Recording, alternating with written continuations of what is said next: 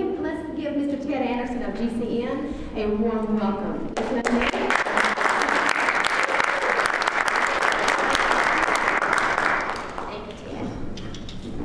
Thanks, Brandy. Nassim and Brandy will be out there in the back. They'll be willing to help you with any questions that you have. Doc will be speaking for about 10 hours.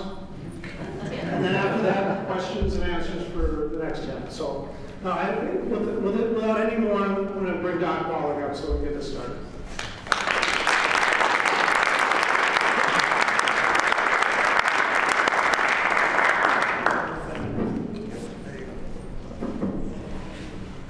Okay, thank you, Ted. Thank you, Brandy. Thank you, Nassima.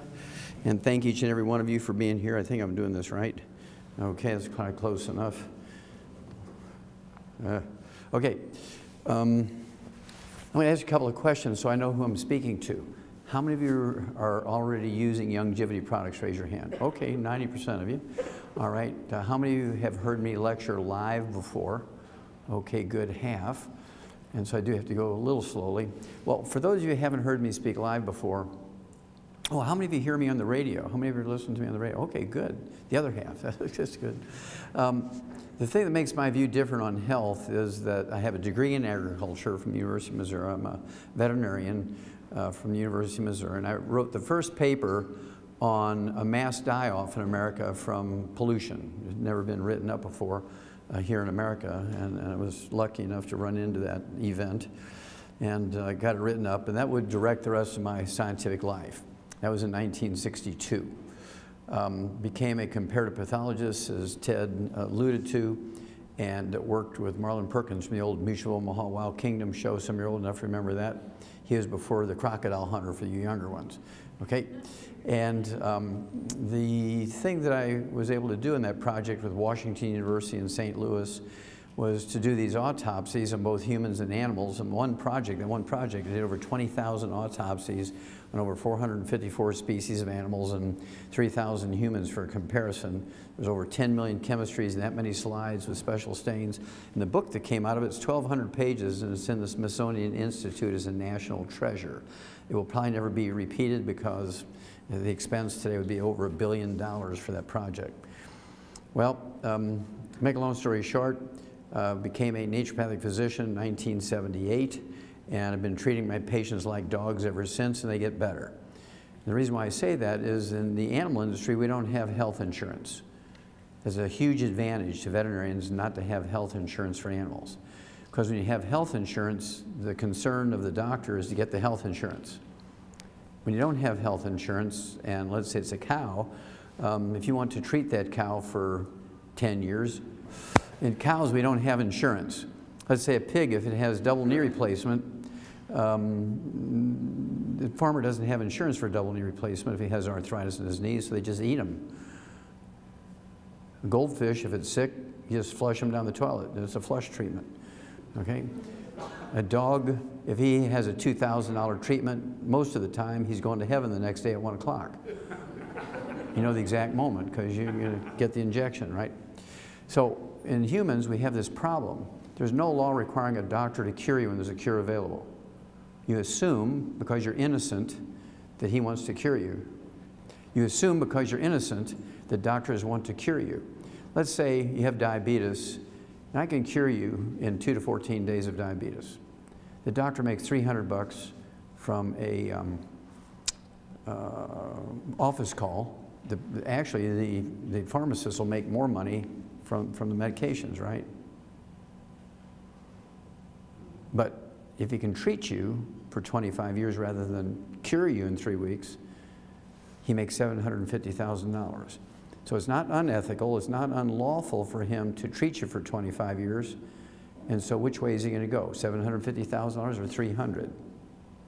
And that's the problem with human medicine is insurance. It's the worst possible thing that can happen to human medicine because it made the doctors figure out how to get the insurance. When they treat you, they ameliorate or dampen down symptoms. They do not cure the disease. Every drug, with the exception of antibiotics, which can kill, let's say you have a strep throat, there's antibiotics that can cure strep throat. If you have syphilis, penicillin will cure syphilis. But it's always the infectious disease with an antibiotic that we can cure. There's 250,000 pharmaceuticals that are prescription drugs in the PDR, the physician's desk reference, that they have access to, with the exception of antibiotics, which are about 500. So 249,500 are prescription drugs, non-antibiotic, only treat symptoms. There's not a single pharmaceutical other than antibiotics that cures a disease. They all treat symptoms. When does a doctor make the most money? When you're sick or when you're well? When you're sick. When does the pharmaceutical industry make more money? When you're sick or when you're well?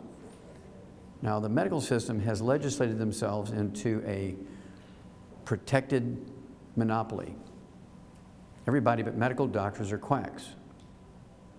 Everybody knows that because medical doctors tell you so. They've legislated themselves into a protected monopoly. They have no oversight by any agency. They self-police, and they have unlimited money through government and private insurance. Bam! You're dead. Now, I'm going to show you two things. Number one, I'm going to show you why you must change what you're doing. Then I'm going to show you how to do it. That fair? Now hold your questions and comments till the end. This is going to be totally different than any health lecture you've ever seen or heard.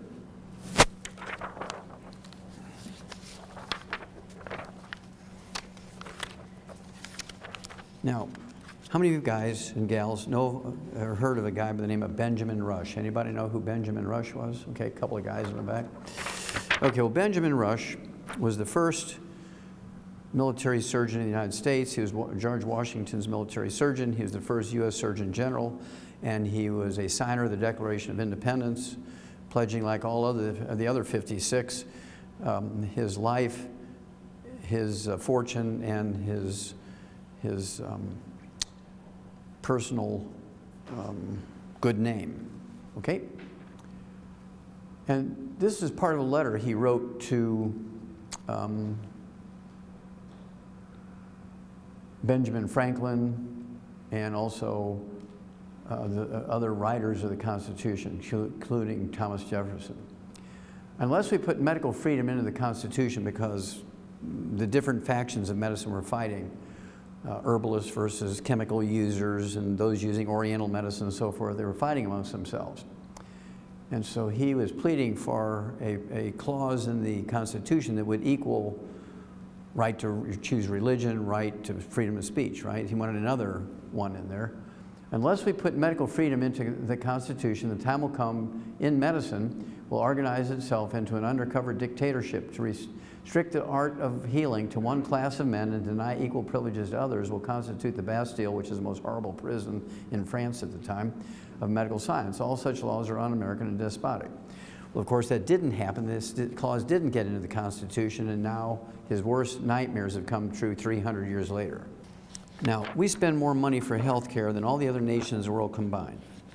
There's 204 nations registered in the United Nations. Of those 204 nations, we spend more money for health care than all the rest. Not more than any nation, more than all nations. And what do we get for it? We rank 92nd in healthfulness in the world. There's 91 other nations whose peoples are healthier than us. We rank 60th in longevity. There's 59 other nations whose peoples live longer than us, and God forgive us, we rank 41st when it comes to live births and first-month survivability of babies, and that doesn't even count the abortion piece. Time magazine, December 2008, cover article, The Sorry State of American Health. Despite technological advances in medicine, Americans are less healthy than we used to be, and the next generation, our kids are going to be worse off. How many of you have heard that our kids are not going to live as long as the adults? Okay, that's 2/3 of you. What they're saying here is statistically, 3/4 of you in this room will be standing at a gravesite burying your children, unless we change what we're doing. Petitions of the doctors, petitions of the government aren't going to change anything. That's not going to change anything. There's only one way to change the system, and that is to not use it. Cut off their cash flow, suddenly now they become real humble. But you have to make that decision. Well, that takes responsibility on your part, and I'm here to teach you the things you can do for yourself to avoid using them unnecessarily. That make sense? So that's where we're going. Just so you don't think I made that up, in ranking of newborn deaths, again, we're 41st in the world when it comes to live births and first month survivability of babies, and they say it's a shame. It's not a shame, it's an absolute crime. And most OBGYNs and most pediatrician should go to jail for it. I don't know if you've ever heard of the scientific journal called Food Chemistry. It looks at the nutritional value of food grown here in the United States and food imported in the United States.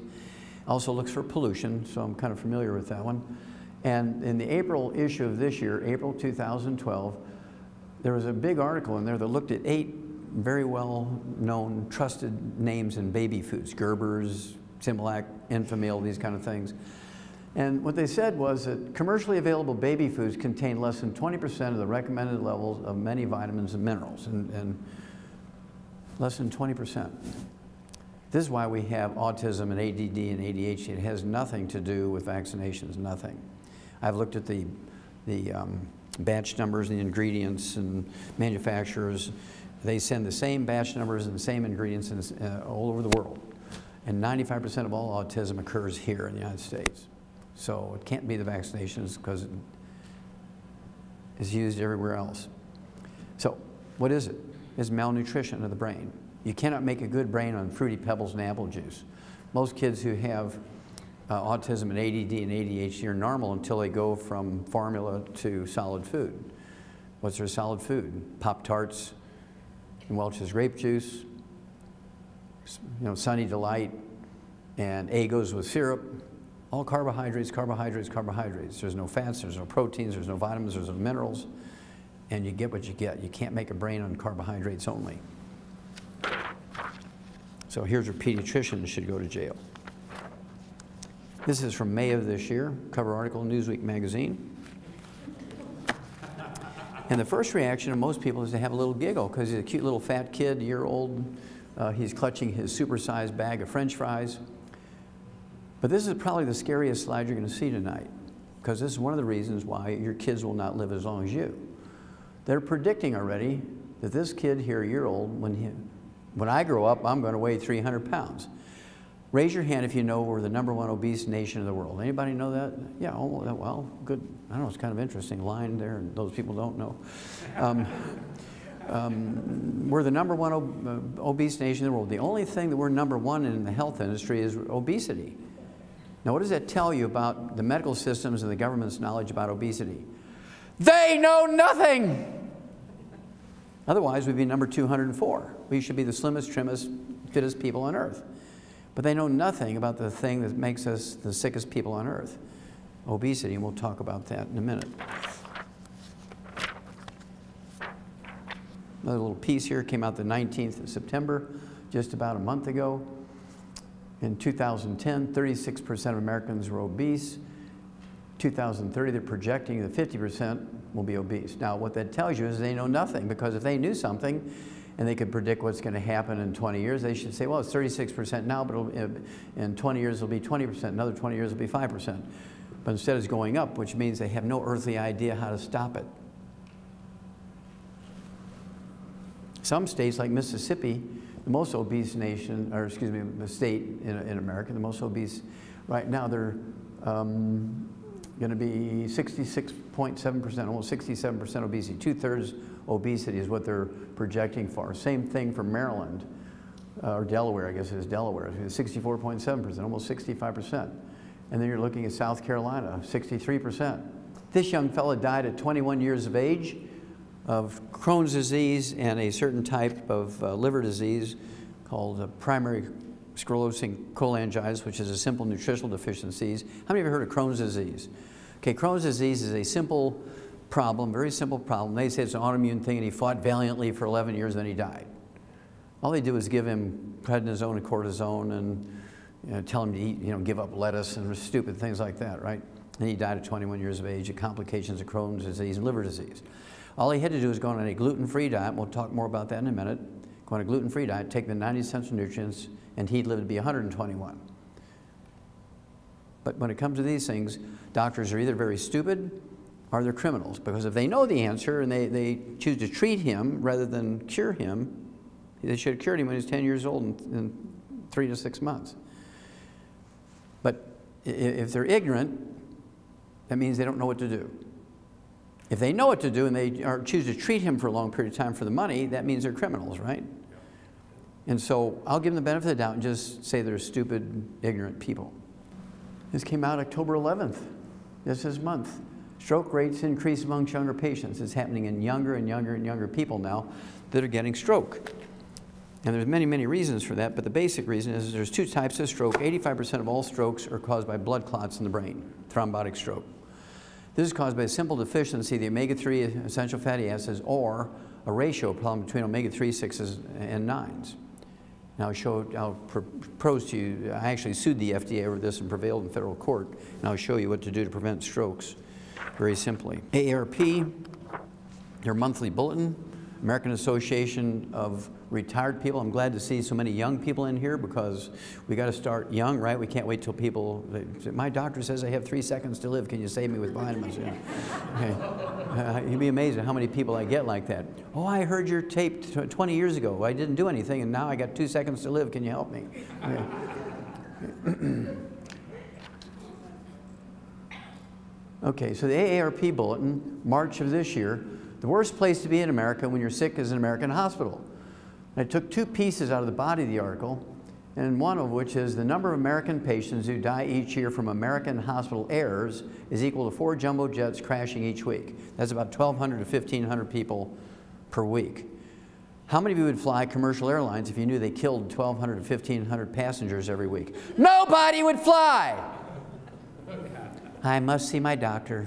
I must see my doctor. And then also, in the same issue, each U.S. surgeon operates on the wrong person, wrong body part as often as 40 times a week. Boy, that brought silence to the room. That's because they're usually intoxicated on alcohol, street drugs, or prescription drugs, and that comes from a 6-year-ago study by Lucien Lepay, who's the head of the Department of Public Health at Harvard Medical School, and he went around and blindly took blood samples from doctors. He just showed up and took blood samples from them, and he ran them, and 52% are intoxicated during their working day on something. That's why they make so many mistakes. It's published stuff from Harvard Medical School. Newsweek magazine cover article, why is that guy terrified? Well, he's not even anesthetized, and those surgeons are ready to stick him with their scalpels, and that's because if they even touch him with their scalpels before he undergoes anesthesia, they've started their procedure. And if he dies during the induction of anesthesia, which happens quite frequently because they don't turn on the oxygen, and because they're drunk, and he dies, let's say, during the induction of anesthesia, they can run off and play golf for 4 hours and still get paid their $100,000. So they want to start the procedure, right? Now, the one word that will save your life in a hospital is a 2-letter word that every 2-year-old knows. No! Whatever they tell you, you're going to respond by saying no. Now, what is a guy afraid of? I mean, this is a universal fear posture, right? It doesn't matter what language you speak. If you're doing this, you're afraid of something. Now, let's say you're in the hospital, you have 4th-stage cancer. It's gone to the regional lymph nodes, maybe gone from your colon to your lungs, you're in real trouble. They say, look, we've given you 4 rounds of chemotherapy, nothing seems to be working. But we have this new experimental drug coming out in a couple of weeks, and we want to try it on you. Your response should be, no! Because they know that it's not going to work on you. 97% of the time, chemotherapy doesn't work for cancer. That's published in the Journal of Oncology about 3 years ago. 97% of the time, chemotherapy is useless. But they got to give you something. It'll shrink the tumor a little bit, but you still die. Okay, now, so this experimental drug is going to be the same way. It's going to shrink the tumor a little bit, but you still die. And so what they're asking you to do is to let them use you as a guinea pig to see if just the injection of the drug kills you. Because they have to have 100 patients who will be injected with the drug, and they have to have less than 3 die from the drug itself before they prove it. So they're looking for the village idiot to say, okay, see if I'm the one you're going to kill. So what is he afraid of? Well, there's 7 physicians on the facing page, and I want you to look at their body language and their faces to see if they're coming to him as good Samaritans. They remind me of the Walking Dead series on TV. The doctors of the Walking Dead. And the reason why they're coming for him is he is the only one in the hospital with money. Everybody else is a Medicare patient. They don't have any money. They'll play hockey out there. They'll knock each other down because they want to be the one to get to him to get the money. These are not uncommon things. Usually Reader's Digest is a very chummy magazine with really great stories. You know, the dog drags a kid out of the fire in the house, and the 2-year-old calls 911 and saves grandma from a heart attack. But look at this cover article in 2007, June of 2007. Fatal hospital mistakes. Now, how common is that? Well, in 1999, I made one of my, I don't know, 30 or 36 CDs I have out there. And I have to admit, I used the title of a movie. How many of you have heard of the Ray Milland movie? Some of you are old enough to remember that old Ray Milland movie, Dial M for Murder. Dial M for, it's a great movie. And then it was remade here about 10 years ago or 15 years ago with Michael Douglas. It was called The Perfect Murder. The same storyline, just new technology and stuff to make it modern. But it was the same storyline. All I did was change it by one letter. Instead of saying Dial M for Murder, I said Dial MD for Murder. The doctors didn't like that. They just like went crazy. And in this CD, I read this stuff from this newspaper article. Each year in America, VA medical doctors make 3,000 mistakes, which cost the patient there a limb or an eye, or to stay in the hospital for another 6 months because of infections or whatever. And of those 3,000 mistakes that are inflicted on VA patients every year by VA doctors, the VA doctors kill 700 veterans that have escaped death at the hands of the enemy. So they come home to be treated by our doctors kill them. They come home to be treated by our doctors at the VA hospital, and each year the VA doctors kill 700 of our veterans that went out there to protect us. And the doctors get a walk. They never go to jail because they have a protected monopoly. They can kill, maim, rape, and burn with impunity, and they're untouchable.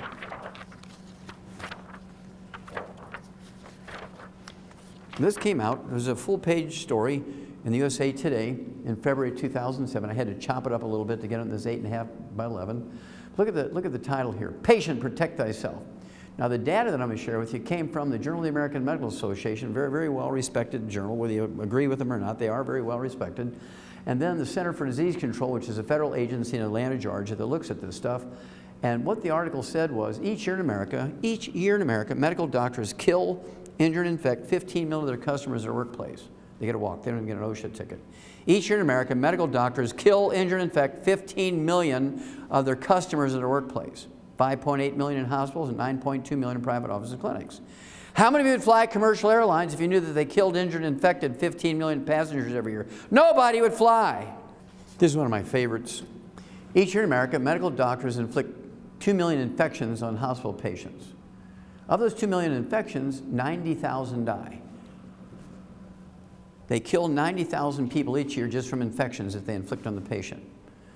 Now, how can that happen? Well, that's because they wear the same white coat, the same pantyhose, the same trousers, the same shoes from room to room to room, dragging pee, poop, blood, pus, snot, gunk, viruses, bacteria, everything you can think of.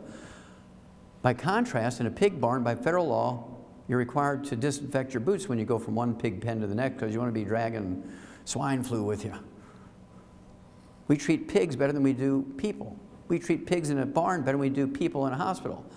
Now, I want you to think about this. If Iran were to ship over one of their intercontinental ballistic missiles, which they're always testing, with a WMD, a weapon of mass destruction, that was a biological weapon, a bioweapon with viruses and bacteria in it, that would kill 90,000 people. Let's say they lobbed that thing right into Minneapolis and killed 90,000 people in a couple of weeks or a month. What we do? Well, we declare war. We just go over there and flatten that country into rubble, kill a lot of people. You know, well, please say you're sorry. No, probably not. Would we sue them and say, we want some retribution. We want $1 million per person for every one you kill? Probably not. We declare war and we go kill them all. Well, here you have doctors that kill 90,000 every year, just simply because they don't wash their hands after they go potty. Yummy, yummy. Now, how can I say that? Well, this came out in August, about almost exactly 2 months ago. Tomorrow will be 2 months ago. One bacteria causes 30,000 deaths in hospitals every year. That's 1/3 of the 90,000, right? There's one bacteria, C. diff, it's Clostridium differentians, which is only found in human poop. It's a human poop bacteria. It's a human feces bacteria. It comes only from doctors and nurses not washing their hands patient to patient to patient. To show you how concerned they are about it, doctors, in 1993, there were 85,700 cases of C. diff infections in hospitals reported, and by 2010, it went up 400% to 346,800. Is it getting better or worse? Well, the numbers work. It's getting worse. So when do you say enough is enough? When do you get pissed off enough to say enough is enough? We're not going to use you guys anymore. Don't you think? Remember when that Toyota, there was 60 people got killed. 60 people got killed in was it 4 years or 5 years from Toyota's accelerator problem?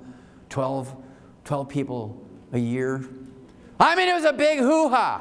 Oh, oh! I mean, everybody's suing for billions of dollars, front page stories. It was a mess.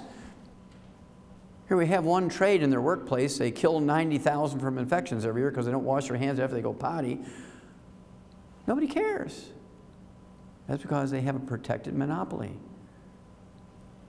Are you beginning to get a picture here? Now, this is another one of my favorites because I got some very famous examples to show you. Hospital care fatal for some patients. Well, that's kind of fatal, you know, vanilla. Results of Medicare study alarming. Well, that's alarming. Well, the study was done by the U.S. Department of Health and Human Services, Office of Inspector General. Office of Inspector General. Well, that's the auditor for Medicare.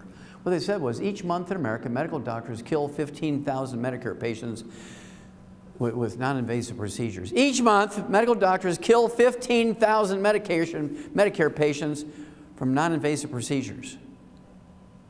How many of you fly commercial airlines if you knew they killed 15,000 seniors a month? Especially if you're a senior. I ain't going on that plane, man, I'm driving.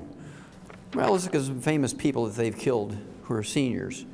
How about Andy Rooney? Anybody remember Andy Rooney from 60 Minutes? Sunday afternoon, it's kind of a TV show. Well, he retired almost exactly a year ago. In October of last year, he retired. He's 92 years old, and he and his wife are going to go on this world cruise. And so they decided they were going to go in for a physical in case they needed to take some medication with them. They didn't want to be out in the ocean for 6 months and have to go to some doctor in a foreign country that they didn't know and all that kind of stuff. And so the doctor for Andy Rooney, he's kind of leafing through his medical records, and he said, Andy, you're 92 years old here, and I can't find where you've ever had a colonoscopic exam. I mean, there could be cancer lurking around in there.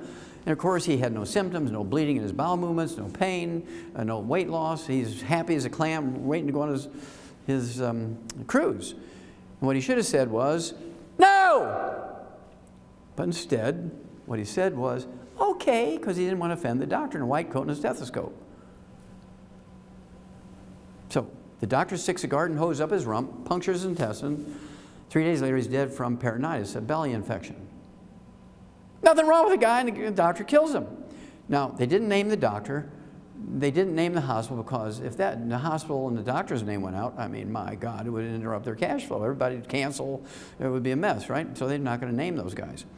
Now, what makes this really bad is, in here, the cause of death is listed. You go online and look at Andy Rooney obituary, and you'll find him. They always say, Mr. Rooney died of complications of a minor medical procedure. Well, wasn't minor for him. It killed him. Doctor gets a walk. Hospital gets a walk. How many of you heard of Dick Clark, you know, American Bandstand? Okay. He went in for an outpatient procedure. He was supposed to be having the procedure 11, done by 11:30, out in the golf course by 1 o'clock. That's what he was told. Now, what he was going to have was one of those little rotor-rooter things on his prostate gland because he'd have to stand in front of the toilet for 2 or 3 minutes before he could get a urine stream going. So instead of coming to me and getting it fixed with nutrition, it's a simple nutritional problem, instead of getting it fixed with nutrition, he opts for the scientific thing, let's do surgery and rotor-root it out. Starts at 11 o'clock as scheduled, 11:30 he's dead. He died of a coronary thrombosis. That happens to 30,000 men each year within an hour after the procedure. Now, there's another 200,000 each year that have a stroke or a coronary thrombosis, but they don't die. 30,000 of them die every year from that procedure. I'll show you that fact in a minute. Now, how do you remember a guy by the name of Neil? Anybody remember Neil? I'll give you one more piece of the name. How about Neil Armstrong? How many remember Neil Armstrong? Our top astronaut, right? The first guy to step foot on the moon. He saved, single-handedly, he saved 2 NASA missions. Saved the spacecraft, saved 2 crews. It was a mess. That he saved NASA from a terrible disaster 2 times. So he's 82 years old. He goes in for his physical. They say, Neil, you're 82 years old. We've never seen a specimen like you. He's 82 years old. You're as fit as can be. That NASA program must be really great. But we did find one little thing we're concerned about. You have a blocked artery. You got a 30% blockage in a coronary artery. Now, it's not dangerous now. You don't even have symptoms. No, I don't have any chest pain or anything. No angina. Okay, you're not breathless. No, he said, I can run 20 miles every day, no problem. Okay, well, you're fit now. And what we're proposing is we don't wait for 5 years until it's 70% blocked or 85% blocked. We don't wait until you have a heart attack in the middle of the night and you die on the way to the hospital. You're fit now, and all we want to do is go in there and put a stent in there, do a bypass, and you'll never have to worry about a heart attack. I mean, we're lucky we found it early. Yes, sir. Good naval airman. Let's go for it. Well, what did Neil die from? He didn't die of a heart attack. He died from complications resulting from cardiovascular procedures. See, the story was not all the wonderful things that Neil Armstrong did in his life. That was not the story. The headline should have been, "Doctors kill top astronaut." But since they have a protected monopoly, they killed him, and they're hiding. You don't know who the doctor was that killed him. But if that had been a successful thing, that it had this news conference and all the white coats and stethoscopes, and oh yeah, it was a very difficult thing, and we saved the astronaut, and how wonderful. My name is Dr. So, here's my 800 number, you can call me for appointments, and it would have been a big hoo-ha, right? But since they killed him, they're not going to let you know who they are. Are you beginning to get a picture here? So if they can kill an Andy Rooney, a Dick Clark, and Neil Armstrong, and another couple of 100,000 people each year who are nameless because they're not famous. Michael Jackson, there's another one. Stupid Dr. Murray, probably snorting half of Michael's drugs. You know, Michael just happened to pick one of the dumbest, most careless doctors on earth. Now, how many of you heard of cholesterol? Raise your hand. You know, the substance cholesterol. Okay, good. Now, I'm here to tell you that there's not a single disease that's caused by elevated blood cholesterol. There's not a single disease that's caused by elevated blood cholesterol. Elevated blood cholesterol is a red warning light. How many of you have ever seen the red warning light in the dashboard of a car? Whether it turns on or not, you know there's a red warning light, right? If something's going on with the engine. Can you name me anything any mechanical or chemical or electrical thing that the red warning light inflicts upon your vehicle? No, the red warning light is, as the name implies, it warns you that something bad's going on. You need to add more coolant, you need to add more oil, you may have blown a head gasket, you don't want to drive that, you want to get towed in so you can get the engine fixed. That's what the red warning light is warning you, right? Well, elevated blood cholesterol is a warning. I wrote that up in 1971. It was published, it was like translated into 6 languages in a Danish pathology journal, Acta Pathologica, and it was a big thing. And I compared clogged arteries in vegans versus meat eaters. Vegans, of course, I think you're all young enough to know vegans are people who are vegetarians who eat nothing but grains, vegetables, fruits, and nuts, no animal products, and they believe that's a healthy thing. But I don't believe it's healthy. This is a political statement because they say, okay, well, one cow eats as much food as 50 people. If we're all eat stuff like cows, and get the cow out of the cycle, we can feed 50 more people, right? I mean, that's how vegans think. Well, a cow has 4 stomachs. You can't process grass the same way a cow does. You got 50,000 little helpers in there. I mean 50,000 individual organisms, 50,000 different species of individual organisms. You've got billions and billions and billions of little organisms there that do things that you don't have the capacity to do. So you can't live on pasture grass like a cow. So being a vegan is a political statement rather than a nutritional statement, right?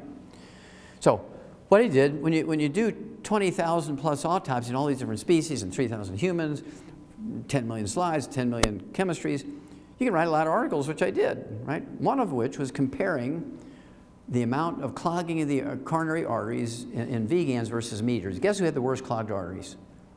Vegans. Because of poorly stored grains, the oils in the grains oxidize and turn into trans fatty acids, free radicals, which inflame the arteries and cause them to clog. Another thing that happens with vegans, they stir fry organic vegetables in extra virgin olive oil. Turns into trans fatty acids, inflames your arteries and clogs your arteries. Somebody lives on, the meat and potatoes guy, as long as he's not burning the meat, if he's eating his meat raw, or medium rare, and having some baked potatoes, he won't get clogged arteries because there's no trans fatty acids in any of that. You're getting a picture here. So just because somebody says something's good, when you have to look at it and see if it really is. Well, again, cholesterol is not bad. If you have elevated blood cholesterol, the normal cholesterol for human beings, the normal range is 220 to 270. 220 to 270 is the normal range. And if you have a blood cholesterol without medication that's below 200, you have gluten intolerance because you can't absorb cholesterol. I've seen people with cholesterol at 60 and their doctors, man, you can eat 10 eggs a day and not worry about it. You got cholesterol 90, man, you're lucky. No, you're dying because you have gluten intolerance. You can't absorb cholesterol, which is a very big, complicated molecule. Okay? So, FDA adds new safety information to statin drugs, cholesterol-lowering drugs. February 2012. Federal health officials are adding new safety warnings about the risk of statin drugs for memory loss, Alzheimer's disease, and elevated blood sugar. If you take statin drugs to lower your cholesterol for 10 years, and at the same time you're on a cholesterol-restricted diet, you're going to increase your risk of Alzheimer's disease by 100%. In other words, you're going to get Alzheimer's disease as predictable as gravity. I'll tell you why in a minute. Also, if you're on statin drugs to lower your cholesterol and you have a cholesterol-restricted diet for 10 years, you increase your risk of type 2 diabetes by 50%. What causes elevated blood cholesterol and triglycerides is it's a red warning light for diabetes, it's a red warning light for low thyroid, it's a red warning light for deficiencies of 6 different minerals. It in itself causes nothing. I said that in 1971, and everybody, well, I shouldn't say everybody, there was 25 doctors I used to hang around with, and of course they just put their arms around me and said, oh, Wallach, I mean, you must be sniffing glue. Everybody knows it's the cholesterol, man. Well, they all took their statin drugs, and guess what? They're all dead, I'm alive. God is good. Okay. Science News is kind of a summary journal for doctors. They look at thousands of scientific articles written every month, and they summarize them so doctors can read the summaries, which usually are half a page. And if they like something, they can send somebody to get the entire article. They don't have to read thousands of articles. This came out in June of this year. Good cholesterol, not so beneficial. Higher HDL, high density lipoprotein, the good cholesterol, don't reduce heart attacks. I said that in 1971, everybody laughed at me. Now it's published, you can go back and read it. Okay? And so it's nice to be redeemed a little bit, right? I'm going to go to each of their graves and put one of these on there. Okay, now there's not a single medical screening test that prevents the disease. And I saw on TV the other night where the American Cancer Society is still talking about get your screens to prevent cancer. There's not a single screening test, medical screening test that prevents the disease. Now, it might catch it earlier. We can get into the treatment system, which can be a bad or good thing, right?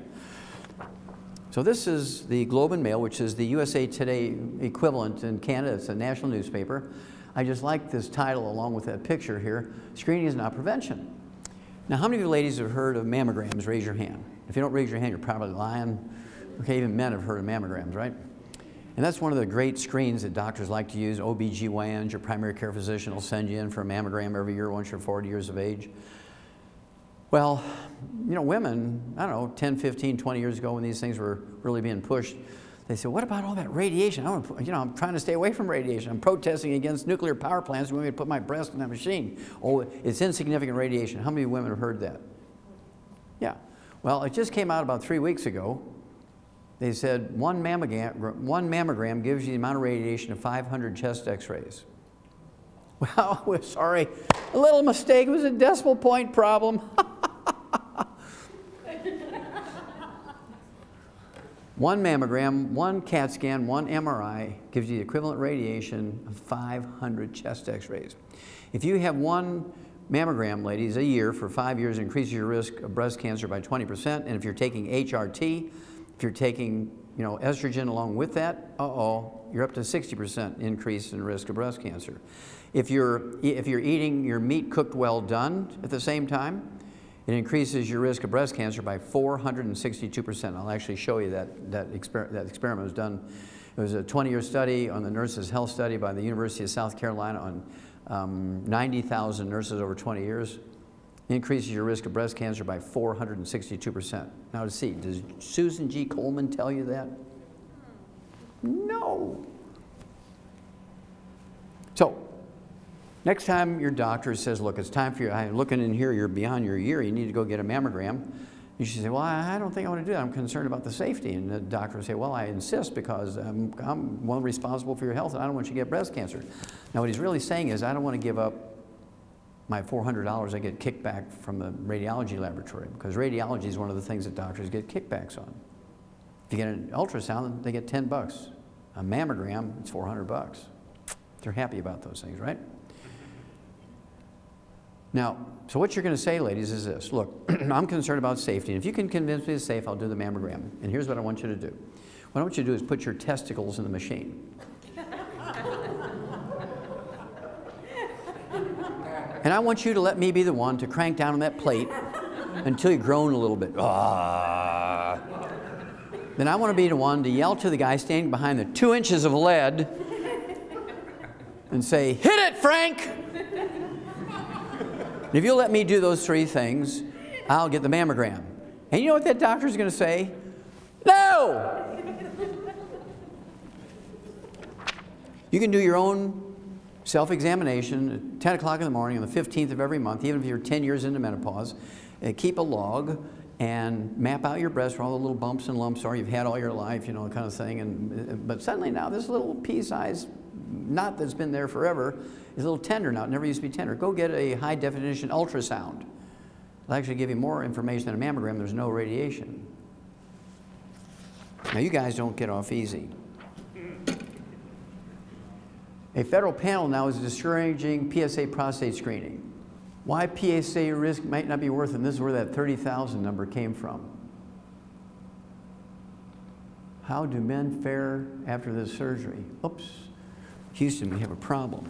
Time magazine, Health and Science section, June 4th, 2012. Skip the PSA screen. Experts say PSA blood tests for prostate cancer don't save lives. Now, Warren Buffett was diagnosed with prostate cancer in April of this year, and he chose aggressive treatment, surgery, radiation, chemotherapy. Has anybody seen or heard of him in the last 6 months? Is he dead in the freezer, waiting for the stock market to go right before they reveal his death? I mean, is he off recovering in some island someplace, or is he in a coma? Is he in a hospice? I mean, we don't know what's going on, right? But at any rate, this is his story. But the most important piece of the story when this was written up was this paragraph here. Richard Ablin, the scientist who discovered the PSA test, calls the testing's widespread use a public health disaster because it gives a 98% false positive, gives the doctors permission to kill you. Prostate cancer does not kill anybody. If you have prostate cancer and you die, it's always from the treatment. It never goes to your liver, your lungs, your brain. It never kills you. It goes regionally. It'll go into your pelvic bones, your lumbar vertebrae, and your leg bones, but that's it. Probably 90% of all men who die over the age of 85 have prostate cancer. It's usually the size of the head of a pin, never left the prostate gland, but the PSA test is like 100 instead of below 5 like it's supposed to be. Oh my God. You got to get treatment here. You're dead. Now, doctors have become pre-grave robbers. I got a couple more of these, then you'll understand where doctors are coming from, then I'll tell you what to do for it, okay? I got a few more to show you. A couple more categories here. Medicare costs for hospice is up 70% every year. 70%, 70%, 70%. How much does it cost to stick your finger in somebody's carotid artery to see if they're dead? You don't need a lot of technology there, right? And so why would hospice go up 70% every year? Well, here's why. Doctors become pre-grave robbers. Let's say you're in a hospice. Let's say it's Grandma Daisy. Grandma Daisy's in a hospice. And she's got stage 4 colon cancer has gone to her brain. She's in a coma. She's being fed IV, and the doctor calls for a conference, the immediate family. They're at the hospice, and they're all, their tears coming down, looking at Grandma Daisy there. She's kind of gonzo. She's in a coma because of this cancer's gone from her colon to her brain. The doctor's saying, look, we can pull the plug. She'll be dead in 3 days. But I recommend we kind of do what we can to keep her going here, and I want you to sign a paper allowing us to resuscitate her if she has cardiac arrest, because there's this new drug coming along, and it might just help her. Of course, the instinct is to want to grasp onto that last straw, right? And, yeah, well, let's go for it. You know, we got insurance, it'll pay for it. And so everybody, especially, invariably, it's the biggest guy in the family. You know, the grandson who's 7 foot tall, tight end, you know, weighs 300 pounds and can kill you with a look, right? And he looks at the doctor and says, whatever Grandma Daisy needs, she gets, right? And the doctor, oh, yes, sir. Grandma Daisy was the best. She ironed our underwear. She made all our food from scratch, nothing ever canned or frozen. She was the best. Whatever Grandma Daisy needs, she gets. And as he's walking out the door, whatever Grandma Daisy, don't forget, she gets the best. Yeah, oh, yes, sir. Well, as soon as everybody signs a paper and they've left the room, this doctor, this hospice doctor, is on the internet calling all his golf buddies. I checked out Grandma Daisy here, and she's got $300,000 left in all her accounts between Medicare, her private insurance, and everything, and her supplements. She's got $300,000. They're there in a heartbeat. They give her a hysterectomy, double mastectomy. They'll do a double hip replacement, double knee replacement, cataract surgeries. If she has one tooth, they'll yank that, do an upper and lower dentures, and then they put implants in her middle ear because she was deaf. And then they pull the plug, say, oh, they call them, say, oh, Grandma Daisy had a turn for the worse and she died, but only after they get the money. So what I want you to do is have hospice at home. Medicare will pay for hospice at home. Everybody comes there that needs to come there and do whatever's necessary, give her a better thing, but you have some control here. You can let her have her dog in her bed with her. You can let the grandkids sleep with her if they want. She can have a gallon of ice cream every night if she wants.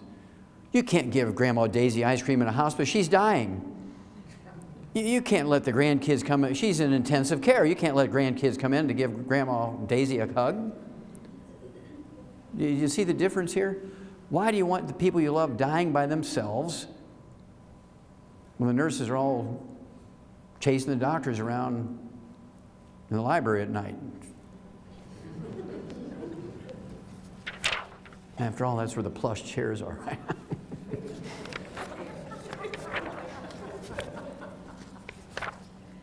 Just so you know that I'm not making this stuff up, Dr. Repeat Surgery Probe gives up license. Now this guy he had 10 times the number of repeat surgeries on people than any other doctor in the state of Oregon, and it was only because he had 40 lawsuits against him that the organization did something about it.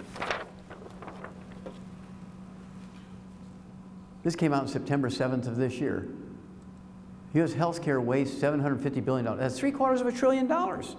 That's $750 billion. Every year, the medical system wastes $750 billion a year. That's your tax money. Now, what was the waste for? Unneeded care in hospice. I never say anything I can't back up. This is going to make you feel warm and fuzzy. Each of you owes the Chinese government $534,000, which totals $62 trillion. Now, why is that? That's because over the last 30 years, each one of your elected officials in Washington, regardless of party, independents, libertarians, Democrats, Republicans, they all did it. What they did was they took all your money from your Social Security funds, your Medicare and your Medicaid funds, and gave it over to the highway departments, which you see all this highway work going on here. That's your Social Security money. That's your Social Security money, okay? And this was so they could come back and say, I brought home the bacon last year. I got 100 new jobs in this district, and I want you to re-elect me. Oh yeah, we got 100 new jobs, got to re-elect you. Well, when the first When the first baby boomers came along, 80 million of them, the first wave about 4 years ago came along. Okay, we're here for our Social Security. Everybody's looking at each other in Washington. We don't have any money. They're here for their money. We don't have any money. So, well, you got to wait 6 months. Next year, you got to wait another 6 months. And so now I think you got to be 70 before you get your first payment on Social Security. It used to be 65, right? You got to keep waiting and waiting and waiting. And that's why, because there's no money there. So they run to the Chinese. We need money. Okay, we'll give you the $62 trillion. We want some security here. So what security did they have to give for $62 trillion? It wasn't the signature and their name.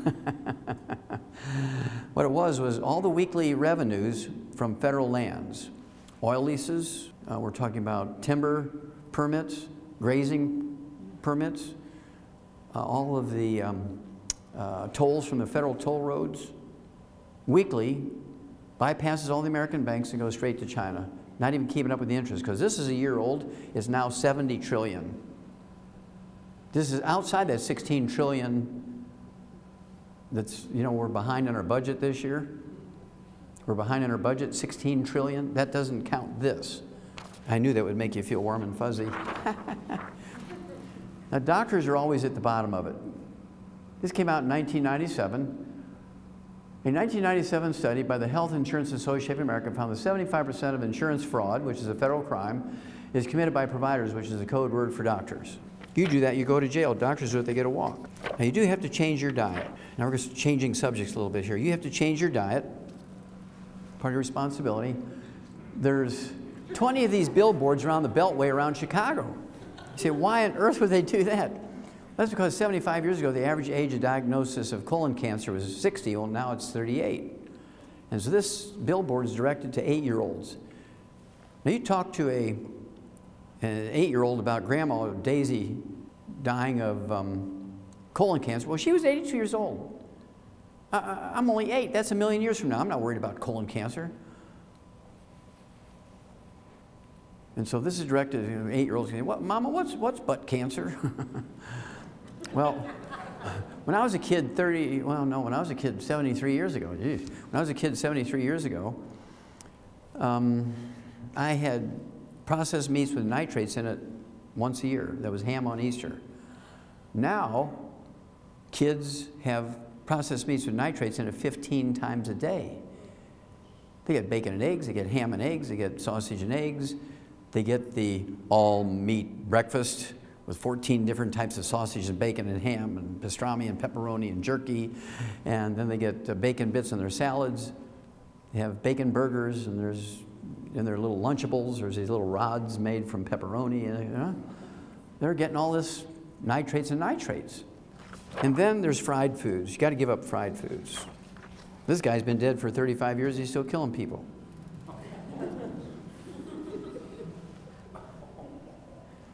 Now, you can eat safely at these places. You can eat safely at McDonald's. You can eat safely at KFC, but you got to be very restricted on what you pick. In KFC, you can only eat the KRC, Kentucky Roasted Chicken, and their salad bar. That's it. Nothing else in there is safe. Same way with McDonald's. When I go to McDonald's, I do that 2 or 3 times a week because I'm on the road. I only eat their Angus burgers. I get the Swiss mushroom one. No mayonnaise, no bun. I have them add lettuce, pickles, tomatoes. And so I'm having a little piece of meat and I'm having a little salad with no dressing or anything on it. I do get their mild salsa. Tear a little packet, put the mild salsa on there. And then I'll drink their wild berry smoothies, and I will have their parfaits, which is a little yogurt that has blueberries and strawberries in it. That's the only 3 things I'll eat at McDonald's. But it's very sad. Going to McDonald's as often as I do, I'll always see grandmothers and grandfathers. You know, they're like in their 70s and 80s. Here's a little kid in a high chair, 2 or 3 years old, and he's, you know, smashing potatoes and doing the things that little kids do in high chairs. And here's Grandma with the chicken McNuggets, and she's always ripping the skin off the chicken McNuggets. Say, "Little Frankie, watch Grandma, goody goody, nom nom nom nom, good for you." Here, and he's eating all these little skins of the chicken McNuggets. So when I do an autopsy on a kid 12 years old who dies of leukemia, I don't put cause of death as leukemia. You know, you have to have a cause of death. I always put Grandma. Because Grandma's the one that gave him permission to eat the fried foods that gave him leukemia. Now, how many of you have a dog? Anybody in here have a dog? Okay, good. You haven't eaten them yet. Now, we've spent $100 billion over the last 60 years on dog food. We've done research on dog food for $100 billion over the last 60 years. What do we get for that? Well, we've tripled the lifespan of dogs. 60 years ago, an old dog was 8 years old. Today, an old dog is 25. Also, we've eliminated 900 different diseases in dogs that still plague humans. And all they want, all the dog food industry wants is the next time you get your next dog, you'll use that same dog. Well, that dog food was really good, and you know, a little lucky here lived to be 25 years old, and so I'm going to get that same dog food. So that's why they spent the $100 billion to make sure you would continue to use their brand of dog food. Now, a couple of questions here. They make dog food for toy dogs under 10 pounds of body weight. If you've ever bought dog food, you know this. They have dog food for toy dogs under 20 pounds of body weight. They have dog food for medium-sized dogs, 35 to 50 pounds. They have dog food for large breeds between 50 and 100 pounds. They have dog food for giant breeds over 100 pounds. That's so every mouthful is perfect dosage-wise. By contrast, when you look at whether it's nutritional supplements or if it's cough medicine or prescription drugs, the age is 12. This is for somebody under age 12. This is for somebody over age 12. How, you know, an adult over age 12. How many have read those? It's on the over-the-counter stuff. Yeah, it's everything. Well, I know little kids that are 12 years old. They're 300 pounds. I know 80-year-old people who are 70 pounds. So you can't go by age. You got to go by weight, and that's why we're more successful in the animal industry, because we go by weight. So here comes the ultimate question. Well, there's two ultimate questions. If you were to ask your veterinarian, hey, can I give my dog the table scraps and leftovers preferentially to dog food? I mean, it's costing me $1.50 a day to feed this, you know, 80-pound dog, and my paycheck got cut in half here, and I really want to cut back. And can I give my dog table scraps? And the veterinarian would be horrified. What? We spend $100 billion perfecting dog food, eliminate 900 different diseases, triple the lifespan of your dog, and you want to feed them table scraps? I mean, the veterinarians would be mortified. No, no, no, no, can't do it. So here comes the ultimate question, the ultimate question. How come you eat and you feed your kids, your grandkids, food you know will kill a dog? You eat and you feed your kids, grandkids, food that you know will kill a dog. So we came up with a 90 for Life program in longevity. It's called 90 for Life for two reasons. Number one is the 90 essential nutrients, 16 minerals, 16 vitamins, 12 essential amino acids, 3 essential fatty acids. And what it means for life is for a healthy life, but it also means for life, for the length of your life. How many years do you need to take oxygen? All your life. How many years do you need to drink water? All your life. How many years do you need all 90 essential nutrients? See, these are not the optional nutrients. This is not the wax on the car. These are the things that drive the engine. There's another look at those 90 essential nutrients. They're called essential nutrients, ladies and gentlemen, because we cannot manufacture them. We must consume them every day. There's food or supplements. Number two, if we don't have them, you get horrible diseases, which they will all be fatal over some period of time. Every one of these, you know, calcium deficiency causes 147 different diseases. Calcium deficiency alone causes 147 different diseases. I want you to think about that. Why would the medical profession want you to get all the calcium you need? I mean, there are people who specialize in calcium deficiency disease, and they make millions of dollars every year treating your calcium deficiency with surgery. Well, what's in it for them if they tell you what to do for your nutrients? You can overdose taking vitamins and minerals. Don't you dare take them. Oh, my doctor says I can't take those. I can overdose. They kill 1.5 million people a year from pharmaceutical decimal point problems. From pharmaceutical decimal point problems, they kill 1.5 million people a year. But that's okay, they're FDA approved. Okay, we need 16 minerals, 16 vitamins, 12 essential amino acids, 3 essential fatty acids, and our food plants can take carbon dioxide out of the air, use the sun's energy, a process known as photosynthesis, to manufacture long carbon chains with which the plants make vitamins, amino acids, fatty acids for themselves. And those societies that learned how to eat these plants will get these things, and they live longer and healthier. We need 60 minerals. And you notice the number of minerals is 2/3 of the 90 essential nutrients, so minerals are very important. Well, plants only need 3 minerals, we need 60. Plants only need magnesium to make the leaves green to get energy from the sun. They also need phosphorus and potassium to drive growth. Everything else they need to get from the atmosphere. Nitrogen to make amino acids and protein, carbon to make every other thing they need. So if you're eating a pretty good slice of organically grown, multigrain bread, organic, baked by the pastor's wife in church on Sunday after his best sermon, you're 57 short. Bam, you're dead. But he ate so well. It was all organic and just baked with love. And blah, blah, blah. Now, nutritional minerals do not occur in a uniform blanket around the crust of the earth. They occur in veins like chocolate and chocolate ripple ice cream. Which, remember that piece. It's very important. Now, how many remember going to mom and dad's house, or some of you are too young for that, you might go to grandma and grandpa's house and remember that they had a wood stove. Anybody remember the wood stove days? Yeah. Now, what did grandma and grandpa do with the wood ashes every morning? Did they go in the recycling bin to save the earth?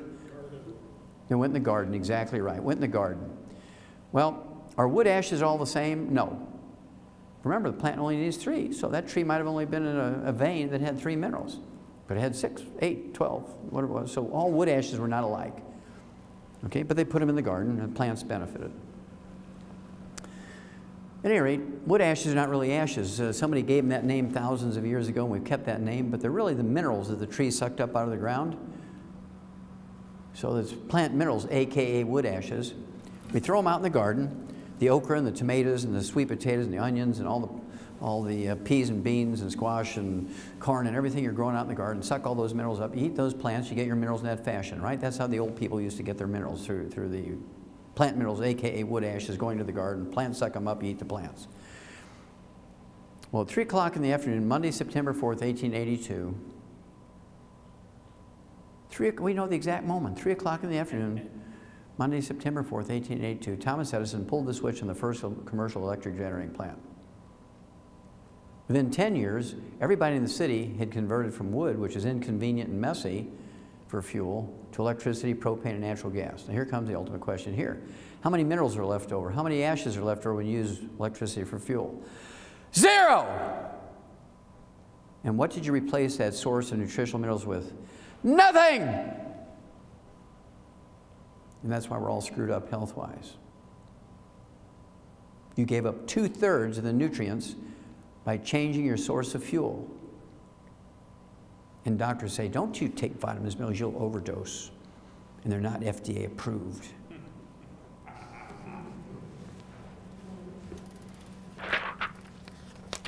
Well, this is a cornfield from western Nebraska. I want you to look at the uniformity of those rows of corn. Look at the uniformity there. Every ear, every leaf, every stalk is exactly the same. Same genetic background. I mean, it's a miracle to behold. Well, I can guarantee a couple of things just by looking at that field. I know there's at least 3 minerals there, because you'd have empty patches there if they were missing any one of the 3, magnesium, phosphorus, potassium, right? So you know there's at least that. But can you, without a $2,500 analysis of each ear of corn, can you tell me which row has 6 minerals, which row has 8 minerals, which row has 12, and which row has 22? You can't tell. And so in the animal industry, we don't have insurance to pay for silly things. And so we just put everything we know that those animals need in their little alfalfa pellets. Yeah, we put the corn and the soybeans, all that stuff in their alfalfa pellets, but we also put 60 minerals, 16 vitamins, 12 essential amino acids, 3 essential fatty acids in there. And whatever nutrition is in the alfalfa is value added. We don't depend on it. But I saw out here in the auditorium, or that gymnasium, you know, I'm sure they use it for lunchroom too. On that far wall, there's the 4-food plate. It used to be the 7-food pyramid for a long time, and the government decided everything was going bad because nobody could remember everything on the 7-food pyramid. They converted it to 4 and leveled it out into a plate. You're supposed to eat variety and put 4 different colors on your food plate, and everything's going to be wonderful. That's the most insane approach to nutrition I've ever seen. Somebody needs to go to jail here. They kill more people than all the terrorists in the world combined every day. Now, this is a satellite photograph from 100 miles up of agricultural land in Southern California. Over here is the Pacific Ocean. Over here is Yuma, Arizona. Down here is Mexico. Up here is the Salton Sea, which gives you some sense of location. This is a salt lake, about 1/10 the size of the Great Salt Lake in Utah. But I want you to look at these mineral veins here. Look at those veins of minerals. Every color represents different minerals, different mixtures of minerals, different amounts of each one, and so on. How do you remember Popeye? Remember Popeye and spinach? You're supposed to get all your iron from spinach and everything. Well, the only place I can guarantee there's going to be a lot of iron is over here, because iron in the soil turns it red. I can guarantee you just by looking at this photograph that there's a lot more iron over here than there is over here. But am I going to spend $2,500 on every kibble and bit in dog food, and every can of dog food, and every alfalfa pellet for a laboratory rat and a cow to analyze it and make sure it has everything it needs? No, they don't do that. What they do is they put everything they know that animal needs appropriate for body weight, and then whatever's in the food is just value added. And if you're expecting iron in your food, on your sweet potatoes, your spinach, and you're getting your sweet potatoes and spinach over here, you're out of luck. Okay? And so in the animals, they get a better deal because we put everything in that food. Now you're beginning to understand the picture. What about organic? Well, I've been saying this since I did those studies in the 1960s for the National Institutes of Health, the big multi-million-dollar study I did. This is a meta-study with 240 studies. Study sees no nutritional edge in organics. Now, people who grow organics and people who sell organics will lie to you.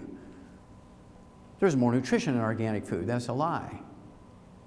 You can eat a non-organic carrot, could have 10 times more minerals in it than an organic carrot. Depends on what vein in the field it grew in. The only thing you can guarantee from organic is there's no sprays on it, which is not a bad thing. That's a good thing. That's a plus. No sprays, you know, knocks your chemical load down. That's a good thing.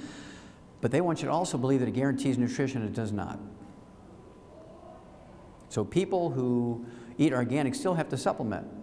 This is what makes Youngevity unique. This is a compost pile, and this compost pile is made up of plants that were under the sea for thousands and thousands and thousands of years. This is a 25-foot cap of marine limestone. It has, this is a compost pile. This is 3,000-foot elevation. It goes down 2,000 feet into the ground, and this is plant material. So we were able to get it certified organic every year for 35 years. It has 77 minerals in it, including the 60 essential minerals, thank you, the 60 essential minerals in optimal amounts. Nobody else has this, so this is why we're so successful with over 900 different diseases. That's the miracle stuff. There's 25 different ways to get it. That's the Russian version. Okay. Okay. Now, there's 25 different ways to do this, but the most, what should I say, the most easy for people to understand is the Healthy Start Pack. And this little bottle's on top of here. It fits in a kind of rectangular box. This has 245 nutrients in it, which includes 130 vitamins, minerals, amino acids, and fatty acids, including all 90 known essential ones, and then a bunch of the others that are not yet considered essential will be, but it's, what should I say, nobody's motivated to spend lots of money to prove it, because what are they going to get for it, right? And so it's not a commercial thing for the most part. And so anyway, this also has 115 super juices in it. How many heard of the super juice, like noni juice, goji juice, mangosteen, acai berry, and all kinds of maki berry, you know, from Bolivia and so on. Well, Patagonia, that's another place they come from. At any rate, this is great stuff. It has 245 nutrients, including all 90 essential nutrients in optimal amounts. And this one Healthy Start Pack is designed for 100 pounds of human flesh for a month. So if you give that one pack to a 50-pound kid, that's for 2 months. Give it to somebody who's 90 to 110 pounds, that's for 1 month. If you get to a 200-pound person, that's for 2 weeks. Because by body weight, that way we're more accurate, right? So we do everything in Youngevity by body weight, because I'm a veterinarian and a physician. So I try to get as much as I can, the good stuff from the veterinary industry, and bring it over to people. That's why I say I treat you like a dog, but you get better. And this is that chart that's on the wall over there. I looked at that and I said, man, you're just supposed to eat fruit and vegetables and grains and protein, and everything's going to be fine. That's why America is sick. That's why all the jobs were shipped out of America. All the assembly jobs, all the and manufacturing jobs are shipped out of America because of the high cost of medical benefits for employees. Now, how many are you old enough to remember the 1962 presidential election? Anybody remember that in here? 3 or 4 people are old enough, okay, here. Well, there was a 3-way race between old Bush 41, Ross Perot, and Billy Clinton. It was a 3-way race. The only thing I can remember from that campaign where they all three were running, and they were only different by like 3 points. Billy Clinton won the presidency with 32% of the vote. Now in Europe, in England, they would have had a runoff between the top 2 guys. It would have been a runoff between Billy Clinton and old Bush. But Ross Perot had just about as many votes as everybody else. It was very close. Kind of interesting race. But the only thing I remember from the campaign was Ross Perot was the biggest cartoon character because he has huge ears and a Texas accent. All they showed was a Texas hat and ears sticking out of it, and that was Ross Perot's picture, right? Great cartoon stuff. But anyway, what he said was, if anybody signs NAFTA, you're going to hear this giant sucking sound as all the jobs leave America. Remember that, Ted? Yeah. Everybody said, that guy's an idiot. What do you mean all the jobs are going to leave America? Where are they going? Well, as soon as Billy Clinton signed NAFTA, like in his first week as president, boy, he signed that. It was going to be the greatest thing. It gave permission for all the publicly traded corporations to leave the country and take the jobs with them. They started building infrastructures in these foreign countries. As soon as the infrastructure was built, all the jobs started going away. That's because they don't have the need or the requirement for health care benefits in those foreign countries. Now, what is a publicly traded company built for? Profit. For who? Profit for who? The shareholders, the owner of the company. Is there any law, moral or legislative law, requiring a publicly traded company to hire an employee? No such law. So they took all the manufacturing jobs outside of this country because nobody else has requirements for health benefits other than America. And doctors are protected monopoly.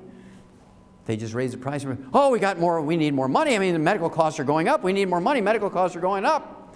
Because you can't go to a second person. You can't go get a competing bid. For a roof, you go to 3 or 4 or 5 or 6 different people. You can, compare quality with money. You can't do that with a doctor because every doctor is going to say the same thing. The only difference between the doctors is one may kill more than another. That's it. And since there's no requirement for them to post that, you can't tell by looking at them. The nicest looking guy, that's the one that kills the most. So this is that 4-food group plate. Grilled chicken breast, steamed vegetables, some berries there with some ORAC points, a lot of great organic rice and millet.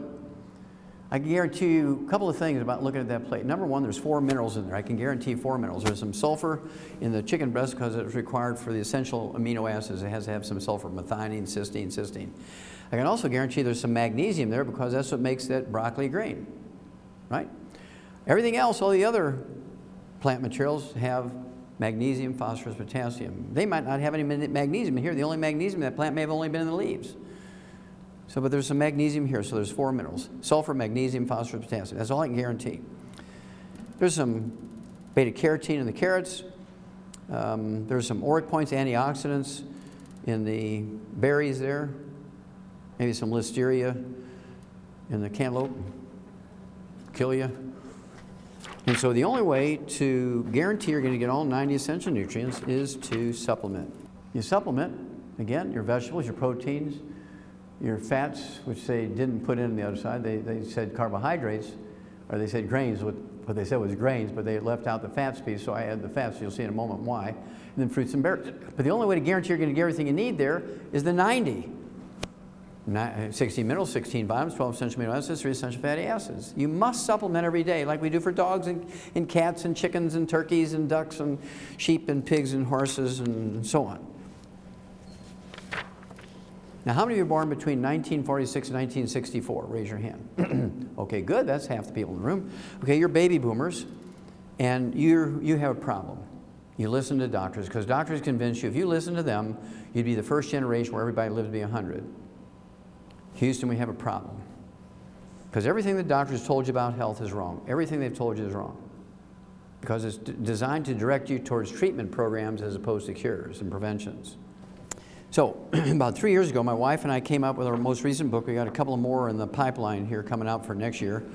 But 3 years ago, we came out with Immortality, and we looked at the top 20 longevity cultures on Earth that were written up by the National Geographic.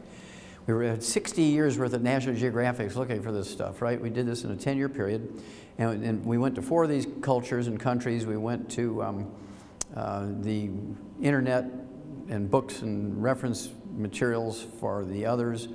And what we did was look at the agricultural departments, the anthropology departments, and looked at everything they ate, how many calories they took in, their average lifespan, all that kind of stuff, right? Now, it's interesting to me that out of the top 20 longevity cultures, and not a single first world country or industrialized nation, all of the top 20 longevity cultures are third world cultures are illiterate. No doctors, no hospitals, no clinics, no pharmacies, no private or government insurance. I mean, if you were to put a piece of paper all in a gymnasium out there with all the assets of each country without the name of the country, you would not go to the top 20 longevity cultures on Earth because they don't have anything that you think of as being important for health. No doctors, no ambulance service, no 911. I mean, come on, man, no pharmaceuticals, no hospitals, no clinics. They have no utilities. That should begin to ring a bell. They have no utilities, and their common fuel is wood. And by dumb luck, all the trees that they use for fuel grow in a place that has all 60 essential minerals. And they put those plant minerals, aka wood ash, with all 60 essential minerals in their gardens, and their okra, and their peas, and their sweet potatoes, and they eat them, and they get all the nutrients. You see, it's not technology or good genes that make them live the longest. It's they're getting the basic raw materials to maintain themselves. And we give you all this information in this book. I mean, this book should be a revelation to people.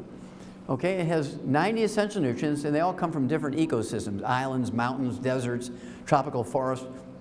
So we show you how all these different cultures get their 90 essential nutrients. They all live on a calorie-restricted diet. How many of you ever heard of the calorie-restricted diet thing? Okay, a few of you. Well, there's a science on calorie restriction where if you eat a perfect diet biochemically, you have all the vitamins and minerals and amino acids and fatty acids, optimal amount for your weight, and you cut your calories in half and maintain that perfect biochemical piece, it'll double your lifespan. There's no doubt about it. Now, these people are illiterate. They don't have any books. If you gave them a book on the calorie-restricted diet, they just look at pretty pictures. If there's no pictures in there, they use the book for fuel, right? They can't read. And so why would they all be on a calorie-restricted diet? Because they're so poor they can only afford 900 calories a day. They're hanging on by their fingernails from a calorie standpoint. Yet they work 12 hours a day, 6 days a week, because they have perfect source of minerals, 2/3 of their essential nutrients. Americans take in 2,800 calories to 3,200 calories, 3 times what these people take in, and our diet sucks. Now, they don't get any bad things. It's not that they wouldn't eat these things if they were there, if they're there. But by default, nobody's going to build a drive-through for 3 guys on a burro. There's no cars, no roads. And so by default, they're not getting fried foods and processed meats with nitrates and nitrites in it, and they're not getting any carbonated drinks. Okay? And then they do get 20 times to 50 times the antioxidants we do. They get 20 times to 50 times the antioxidants we do. Americans take in 1,500 ORAC points. ORAC is an acronym or an abbreviation for oxygen radical absorption capacity, which is a measurement of how many free radicals being neutralized by the antioxidants in a food or a supplement. That's the U.S. Department of Agriculture measurement. And what they're doing is tracking it. They test how many ORAC points you take in. They say, okay, people taking in 100,000 ORAC points every day don't get cancer. That's what they're looking for, some number like that, right? That's why they're doing that. Well, Americans take in 1,500 ORAC points a day, 1,500, and these third world cultures take in 20,000 to 50,000 a day. Okay, they're getting like 15 to 20 times what we take in, or more, maybe 40 times in some cases.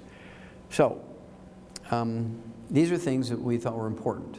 Okay, now if you just take the antioxidant piece as 1/25 of the recipe, and you'll still die at 68 to 72.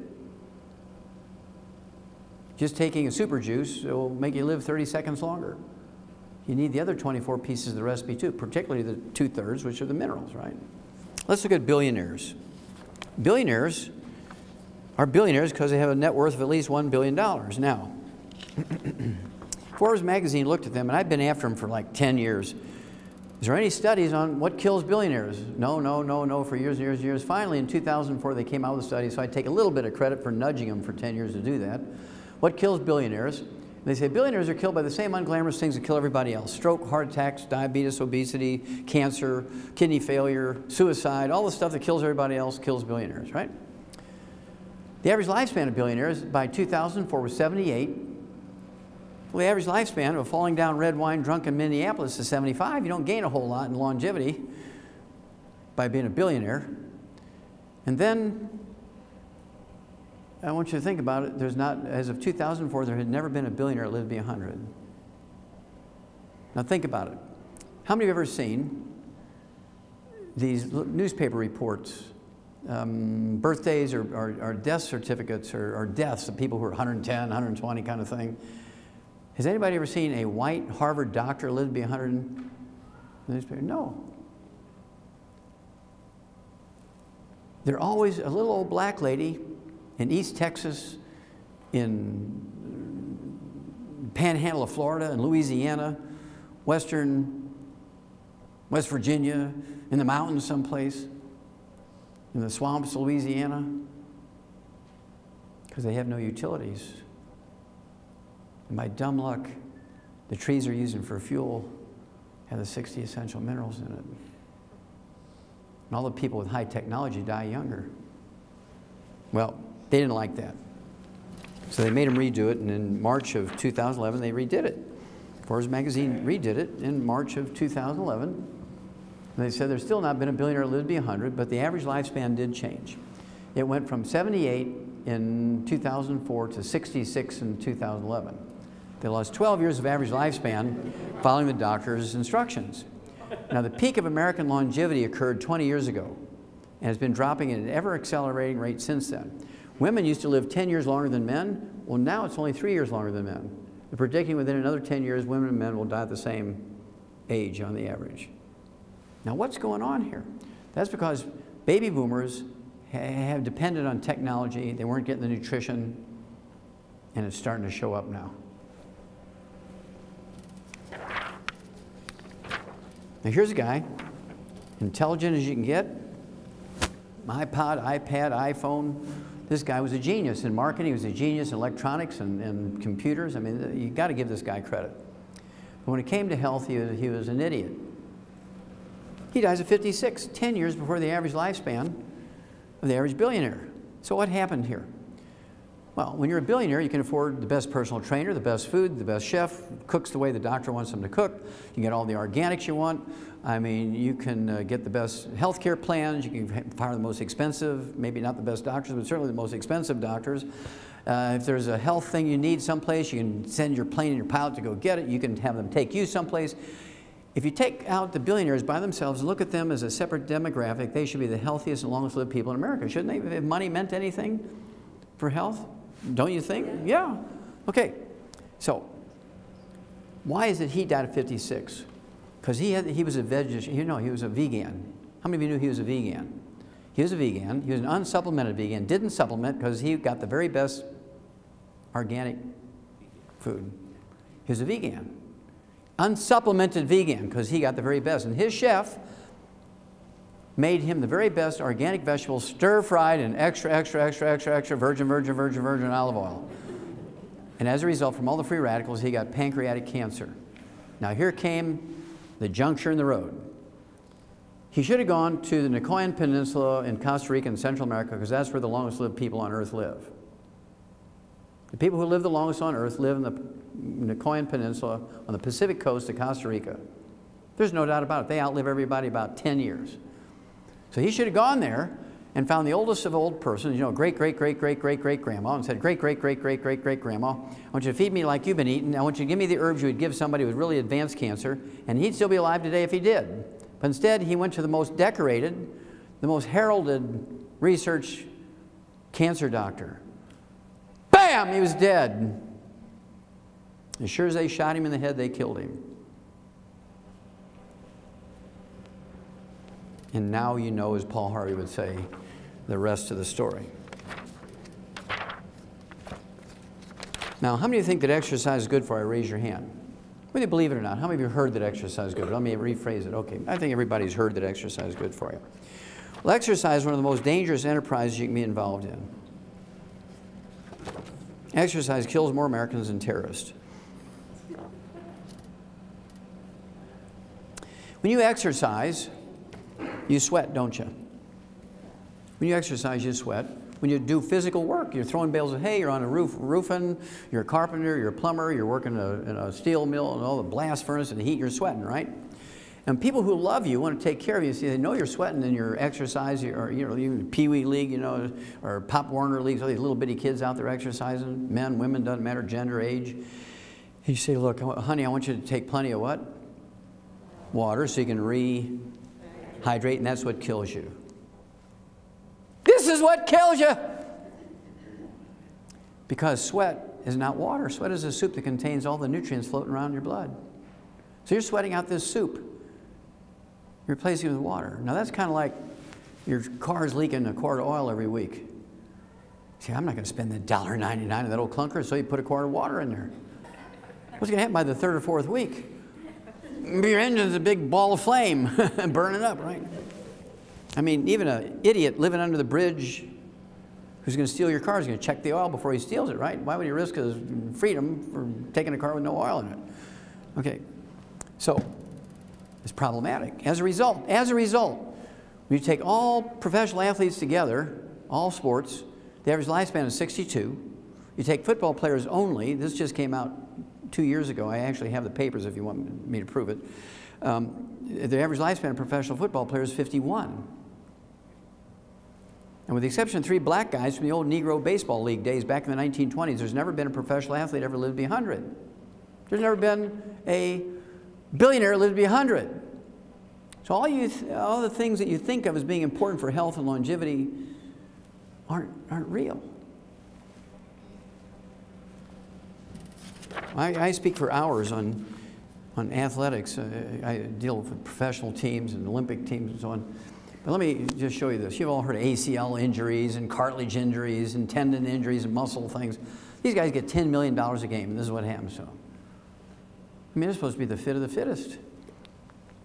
They're drinking water or Gatorade. If they're drinking Gatorade, they're 88 sharp. If they're drinking water, they're 100 sharp, 90 sharp. I want you to look at my left hand. My left hand is the nutritional reserves in the body. And here you are, you're sweating, working out, whatever you're doing, you're sweating, and you're drinking water. What's happening to your nutritional reserves? They're going down because you're replacing soup with water, right? You reach a point at which your tendons can't maintain themselves and they break down. You go a little farther, your cartilage starts shredding. Go a little farther, you get diabetes and heart disease. Go a little farther, bam, you're dead. And now again, you know the rest of the story.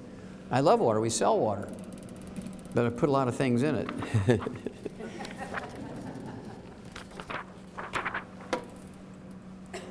Here's a guy who wanted to be a professional quarterback, had 3 ACL injuries in his knee. How many knees does a guy have? Elizabeth Taylor had 7 hip replacements. How many hips did Elizabeth Taylor have? You see, there's no law requiring a doctor to cure you. As long as you'll accept treatment, you have good insurance. Well, insurance pay for it, go ahead, doc.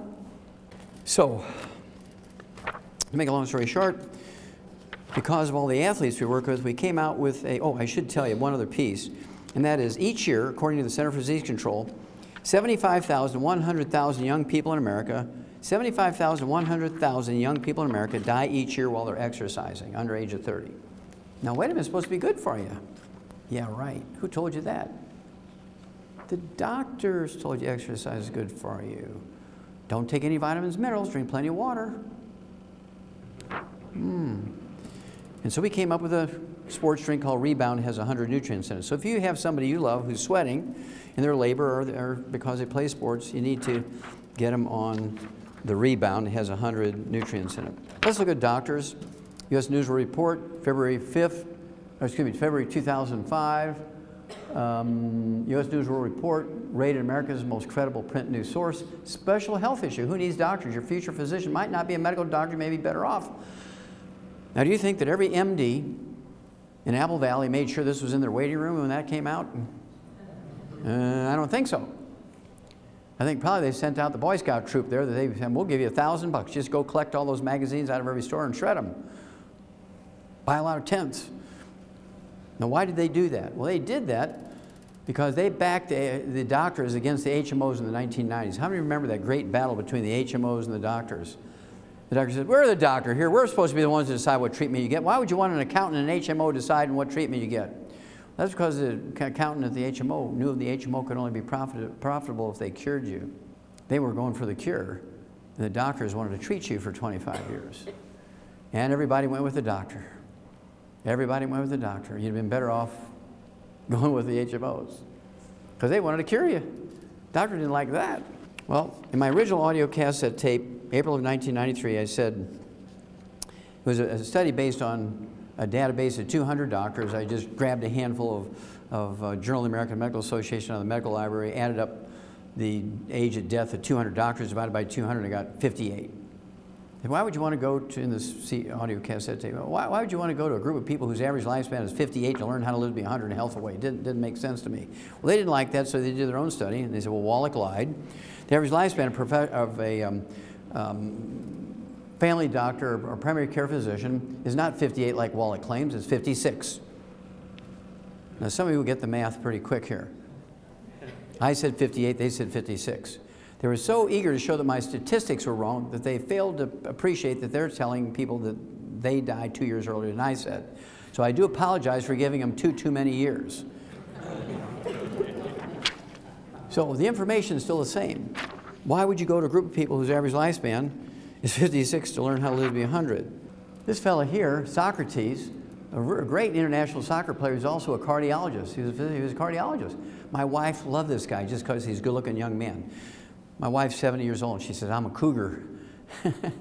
So she thought this cute guy, you know, she thought he's just so cute. And I said, but honey, he's dead.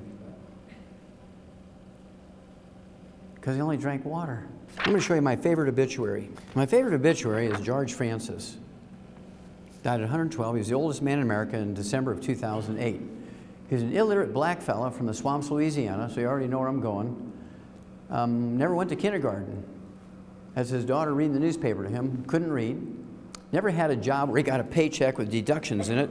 And so he never had any Social Security, never had any Medicare and Medicaid, never went to a doctor, using grandma's herbs, used wood for fuel, had a still, drank a lot of White Lightning, rolled his own cigarettes, that kind of stuff.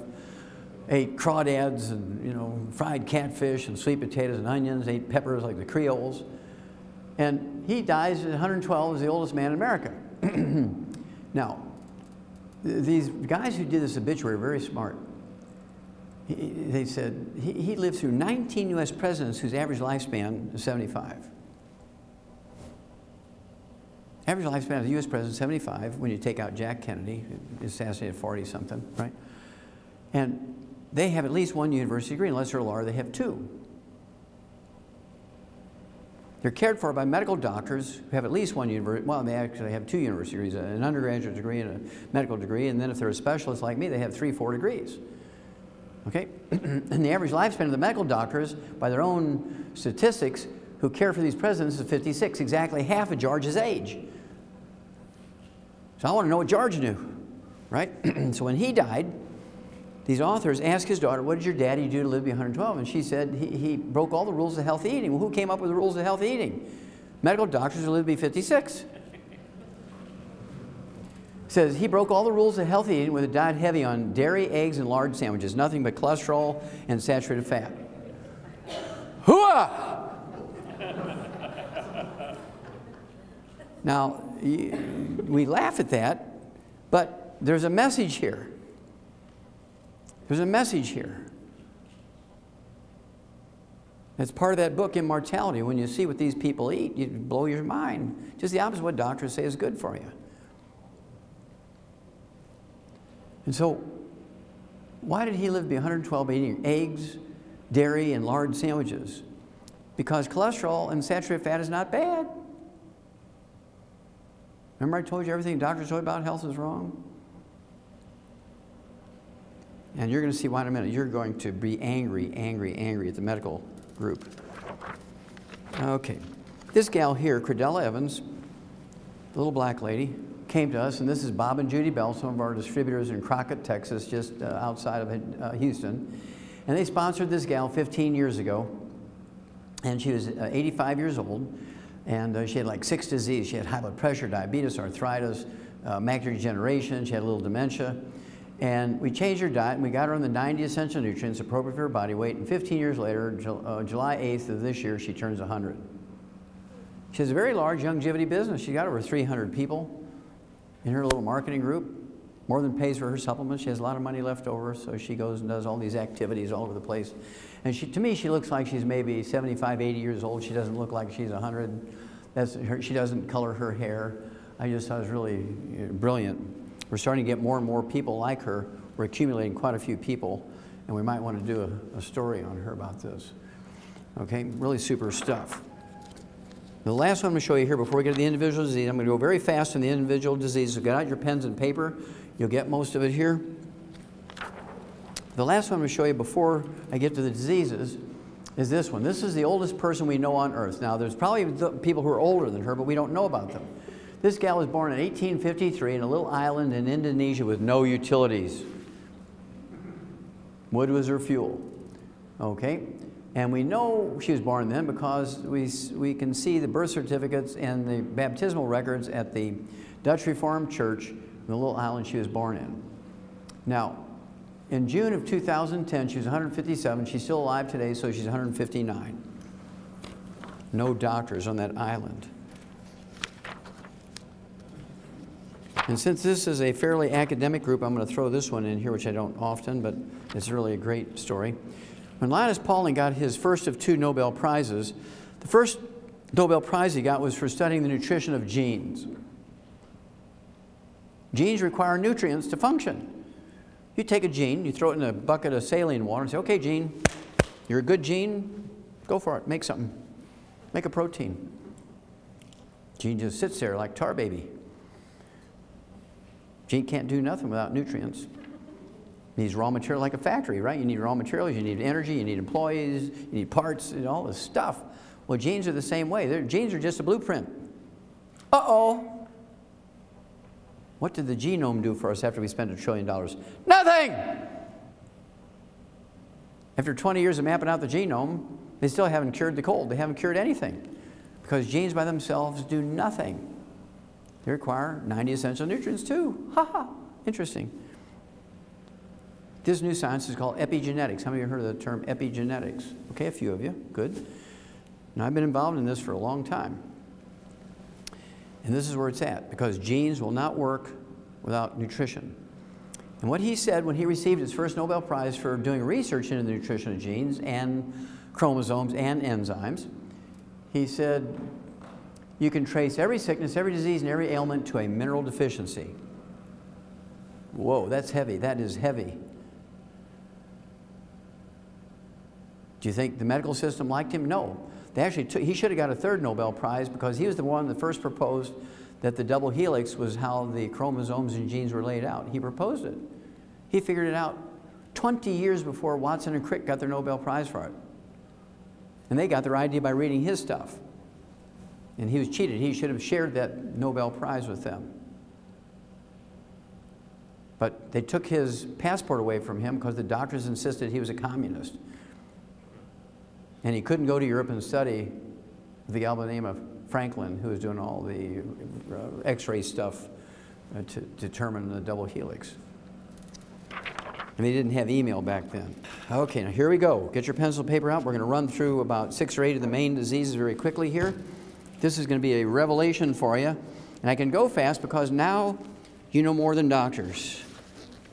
You've now become the most dangerous people in America. Let's see, we have what, about 60 or so people in here, and 57 people signed the Declaration of Independence and started the revolution against England, changed the world, those 57 people. Now they committed their lives, their fortunes, and their sacred honor, those 57 people.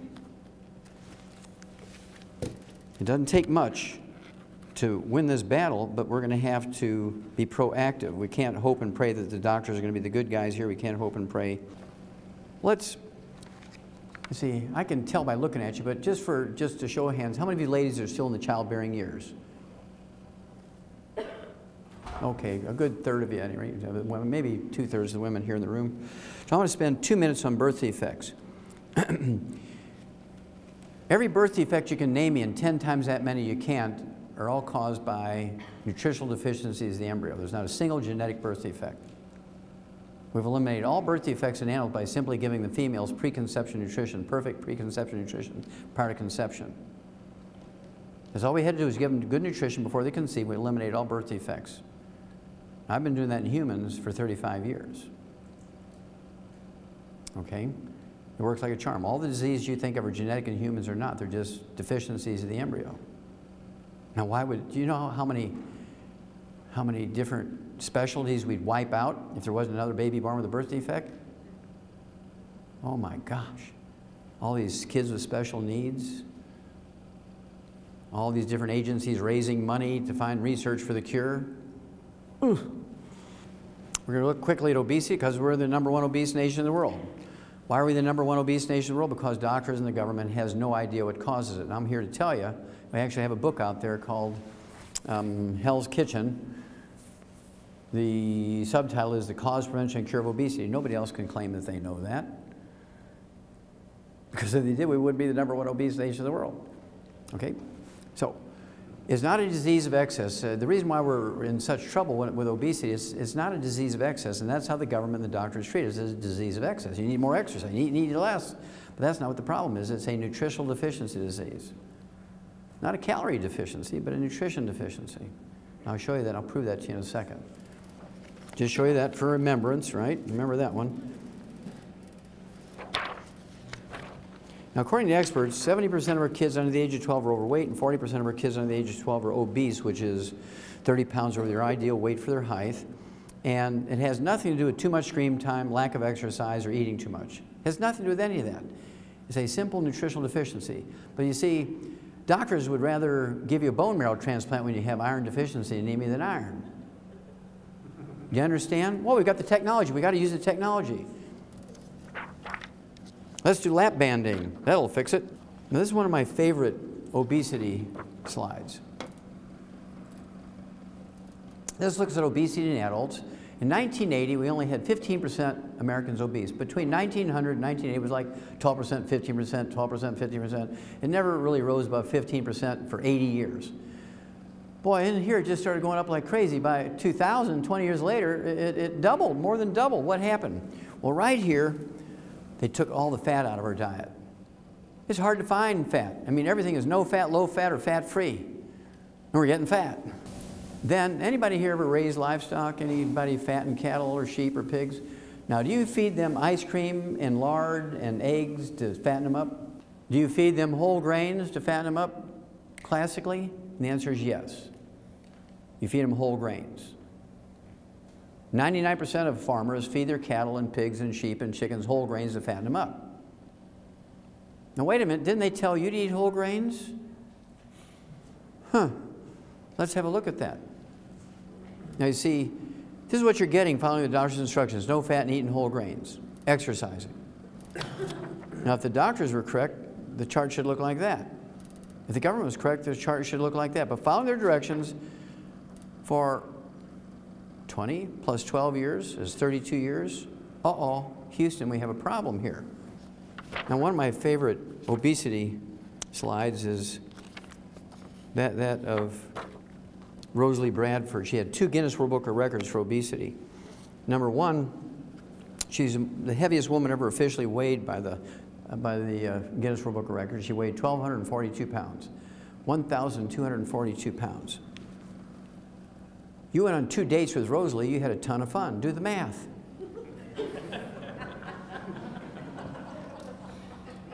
Now, she also had her second Guinness World Book of Records. She lost the most weight, 736 pounds, between 1987 and 1994. This is not lose 10, gain 5, lose 10, gain 5 or kind of thing. This is lose, lose, lose, lose, because they did a lap banding on her and they put her on a 500-calorie diet, and she, over those years, she lost 736 pounds. That's like 3 people. Okay? And then she died, because fat is not the problem. Fat is just a symptom, just like cholesterol is not the problem. Now, what does it tell you? In 1980, it was 15%. It's almost gone up 300%. So what's the problem here? That's because they've told you to get fat. Eat whole grains, exercise, don't take vitamins and minerals. Avoid fat, and you get fat. I mean, if you're not careful, you could wind up in Ruth's Chris Steakhouse as the meal instead of the eater. No end in sight for the obesity epidemic. Why is that? Because there's 80 million baby boomers come along who eat whole grains, exercise, and don't take vitamins and minerals. I'm going to give you 3 clues, and then I'm going to give you the answer. Don't forget the book, Hell's Kitchen. This gal here, Natalie Hayhurst from Terre Haute, Indiana, is driven to eat light bulbs. Now, they say it's a rare condition, but it's not a rare condition. This happens several million times a day in America. She prefers wood, paper products, cardboard, sticks. She likes rocks, dirt. She eats Diet Coke cans. She won't eat classic Coke cans, only Diet Coke cans. She's eaten little magnets out of shower curtains. She loves plastic bottles and toys. I think that's why McDonald's took the toy out of the Happy Meal. So what is this condition? Well, you can call it pica, the munchies. You can call it, you know, that kind of stuff. But she has that condition because she's minerally deficient. Pregnant women get the same thing. They eat weird stuff. I mean, pregnant women are classic for eating weird stuff. You know, back when your grandmother was out living out in the rural areas, she had pregnancy, she'd go out and eat dirt. Fortunately, there was no calories in dirt, right? How many ladies heard your grandma used to eat dirt when she was pregnant? Yeah, I mean, grandmas used to do that. We live in the 17th floor of an apartment building now in the inner city where there's no trees even. You start eating the Tootsie Rolls out of the kitty litter box because you're hungry for weird stuff when you're minerally deficient. If you own a cat with a kitty litter box, you know what I'm talking about. So I want you to get the book, Hell's Kitchen, because that's going to give you the details of when and how, and gives you the whole story of the electricity and how it made us fat. Loyola School of Medicine, Chicago. Oh, that's the Russian version again. Exercise won't cure obesity, because when you exercise, you're sweating, you're replacing your sweat with water, you're sweating out of your minerals, and guess what? You get hungrier. If you're skinny, you stay skinny. If you're fat, you get fatter when you exercise. As a result, when they looked at that data, everybody agreed that they were correct. So as a cover article in August of 2009, 8 months later, the myth about exercise, it won't make you lose weight. Anybody here ever raise horses or work with horses? Raise your hand. Okay, what do you call when a horse chews on the fence? Cribbing, very good. And how do you get rid of cribbing in a horse? You can shoot him in the head, that'll stop it, but I mean, what else can you do to get a horse to stop cribbing? Salt. What? Salt. Yeah, you give them a trace mineral salt block, or you give them bone meal or some minerals, and they'll stop within 3 to 5 days, they'll stop chewing on the fence. Well, those of you who've never seen cribbing, this is a stall in a barn in a horse and buggy Amish farm in Switzerland County, Indiana, in the southeastern corner of Indiana. Now, I don't even need to look at the horse or do tests on him. I just look at the rails in that stall in the barn, I can see that that horse is minerally deficient. Now, it's called cribbing in animals, it's called the munchies in humans. Now, it's socially unacceptable. It's socially unacceptable for your little kids to eat the neighbor's furniture when you visit. And that's where we developed the custom. That's where we developed the custom of taking and giving them cookies and drinks. They all have calories in it, so so we came up with a program that works every time. Obviously, you have to take the 90 essential nutrients for body weight, 1 healthy start pack for 100 pounds of body weight per month. And then if you're a diabetic, we like you to throw in, and you don't have to be a diabetic, but certainly a diabetic. You could also throw this in if you're not a diabetic. The Slender FX weight management system. It has some gluten-free, water-soluble fiber, so you feel satiated. It's got a meal replacer. You can either make it into a cold shake or an ice cream. You make it with water, and it has 80 calories and no sugar in it. Great for diabetics. Also has some accelerators here to speed up the weight loss.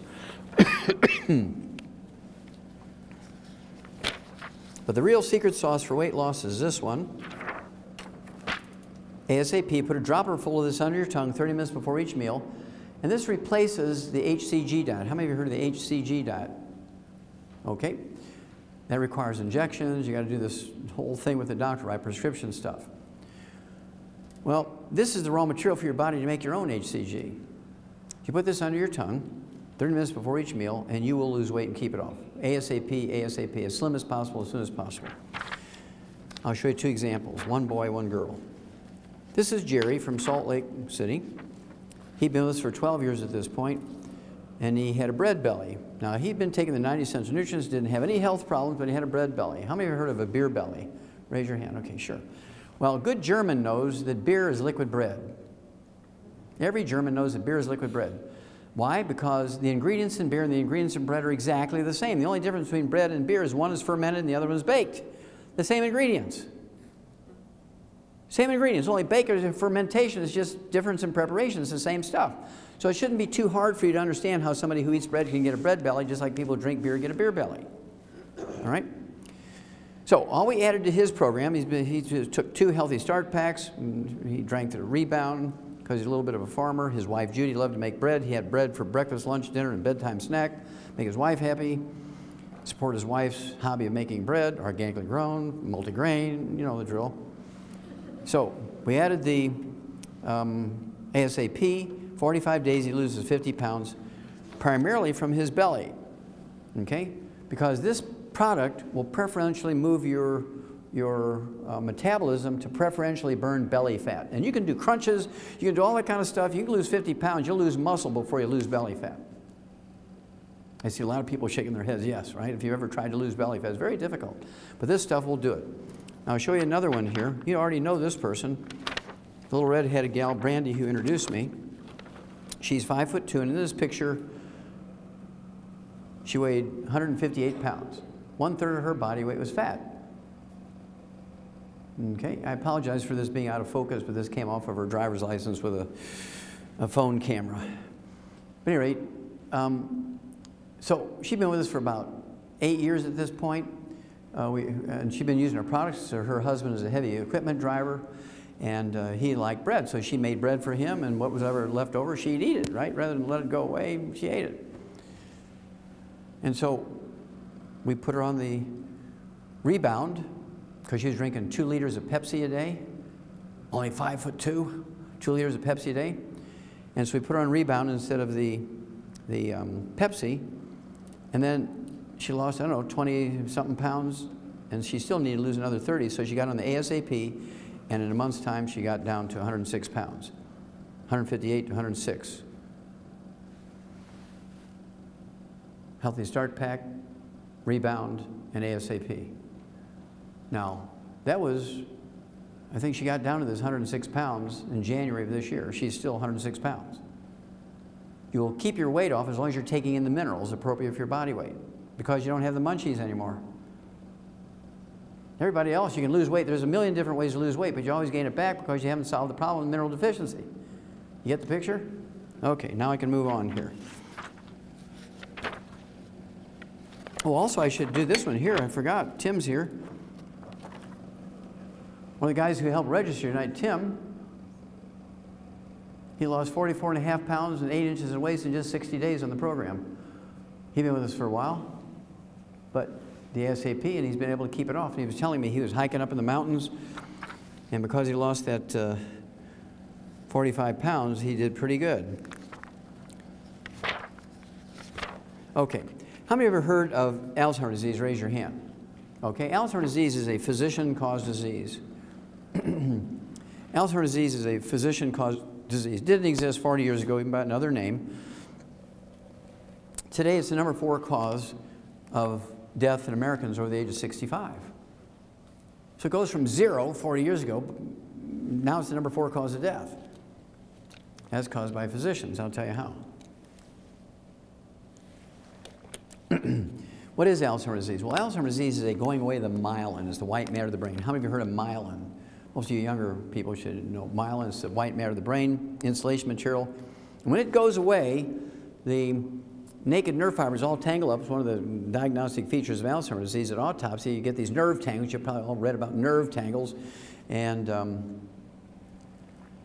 this is caused by the myelin going away. Well, myelin makes up 75% of your brain weight.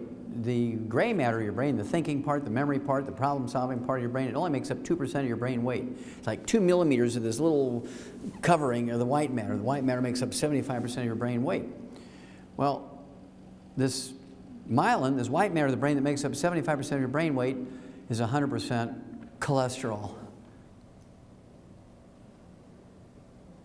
So you go on a cholesterol-restricted diet, you take cholesterol-lowering drugs, bam, you have Alzheimer's disease. Because you can't maintain the white matter in your brain anymore. You're giving up all the raw materials, you're taking drugs to drive your cholesterol down because doctors said it would make you live longer.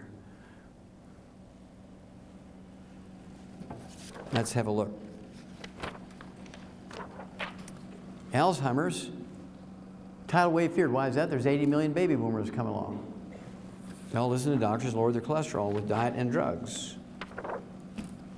This came out in 2009. Alzheimer's and a relentless upward trajectory. Kind of reminds me of that obesity chart. Following the doctor's instructions going this way. Why? Because numbers look particularly grim for baby boomers who follow the doctor's instructions. Exercise, drink plenty of water, don't eat fat, eat plenty of whole grains. Oh yeah, use oils instead of lard and dairy and eggs, like George Francis. Oh, you're going to see a lot of this kind of stuff now.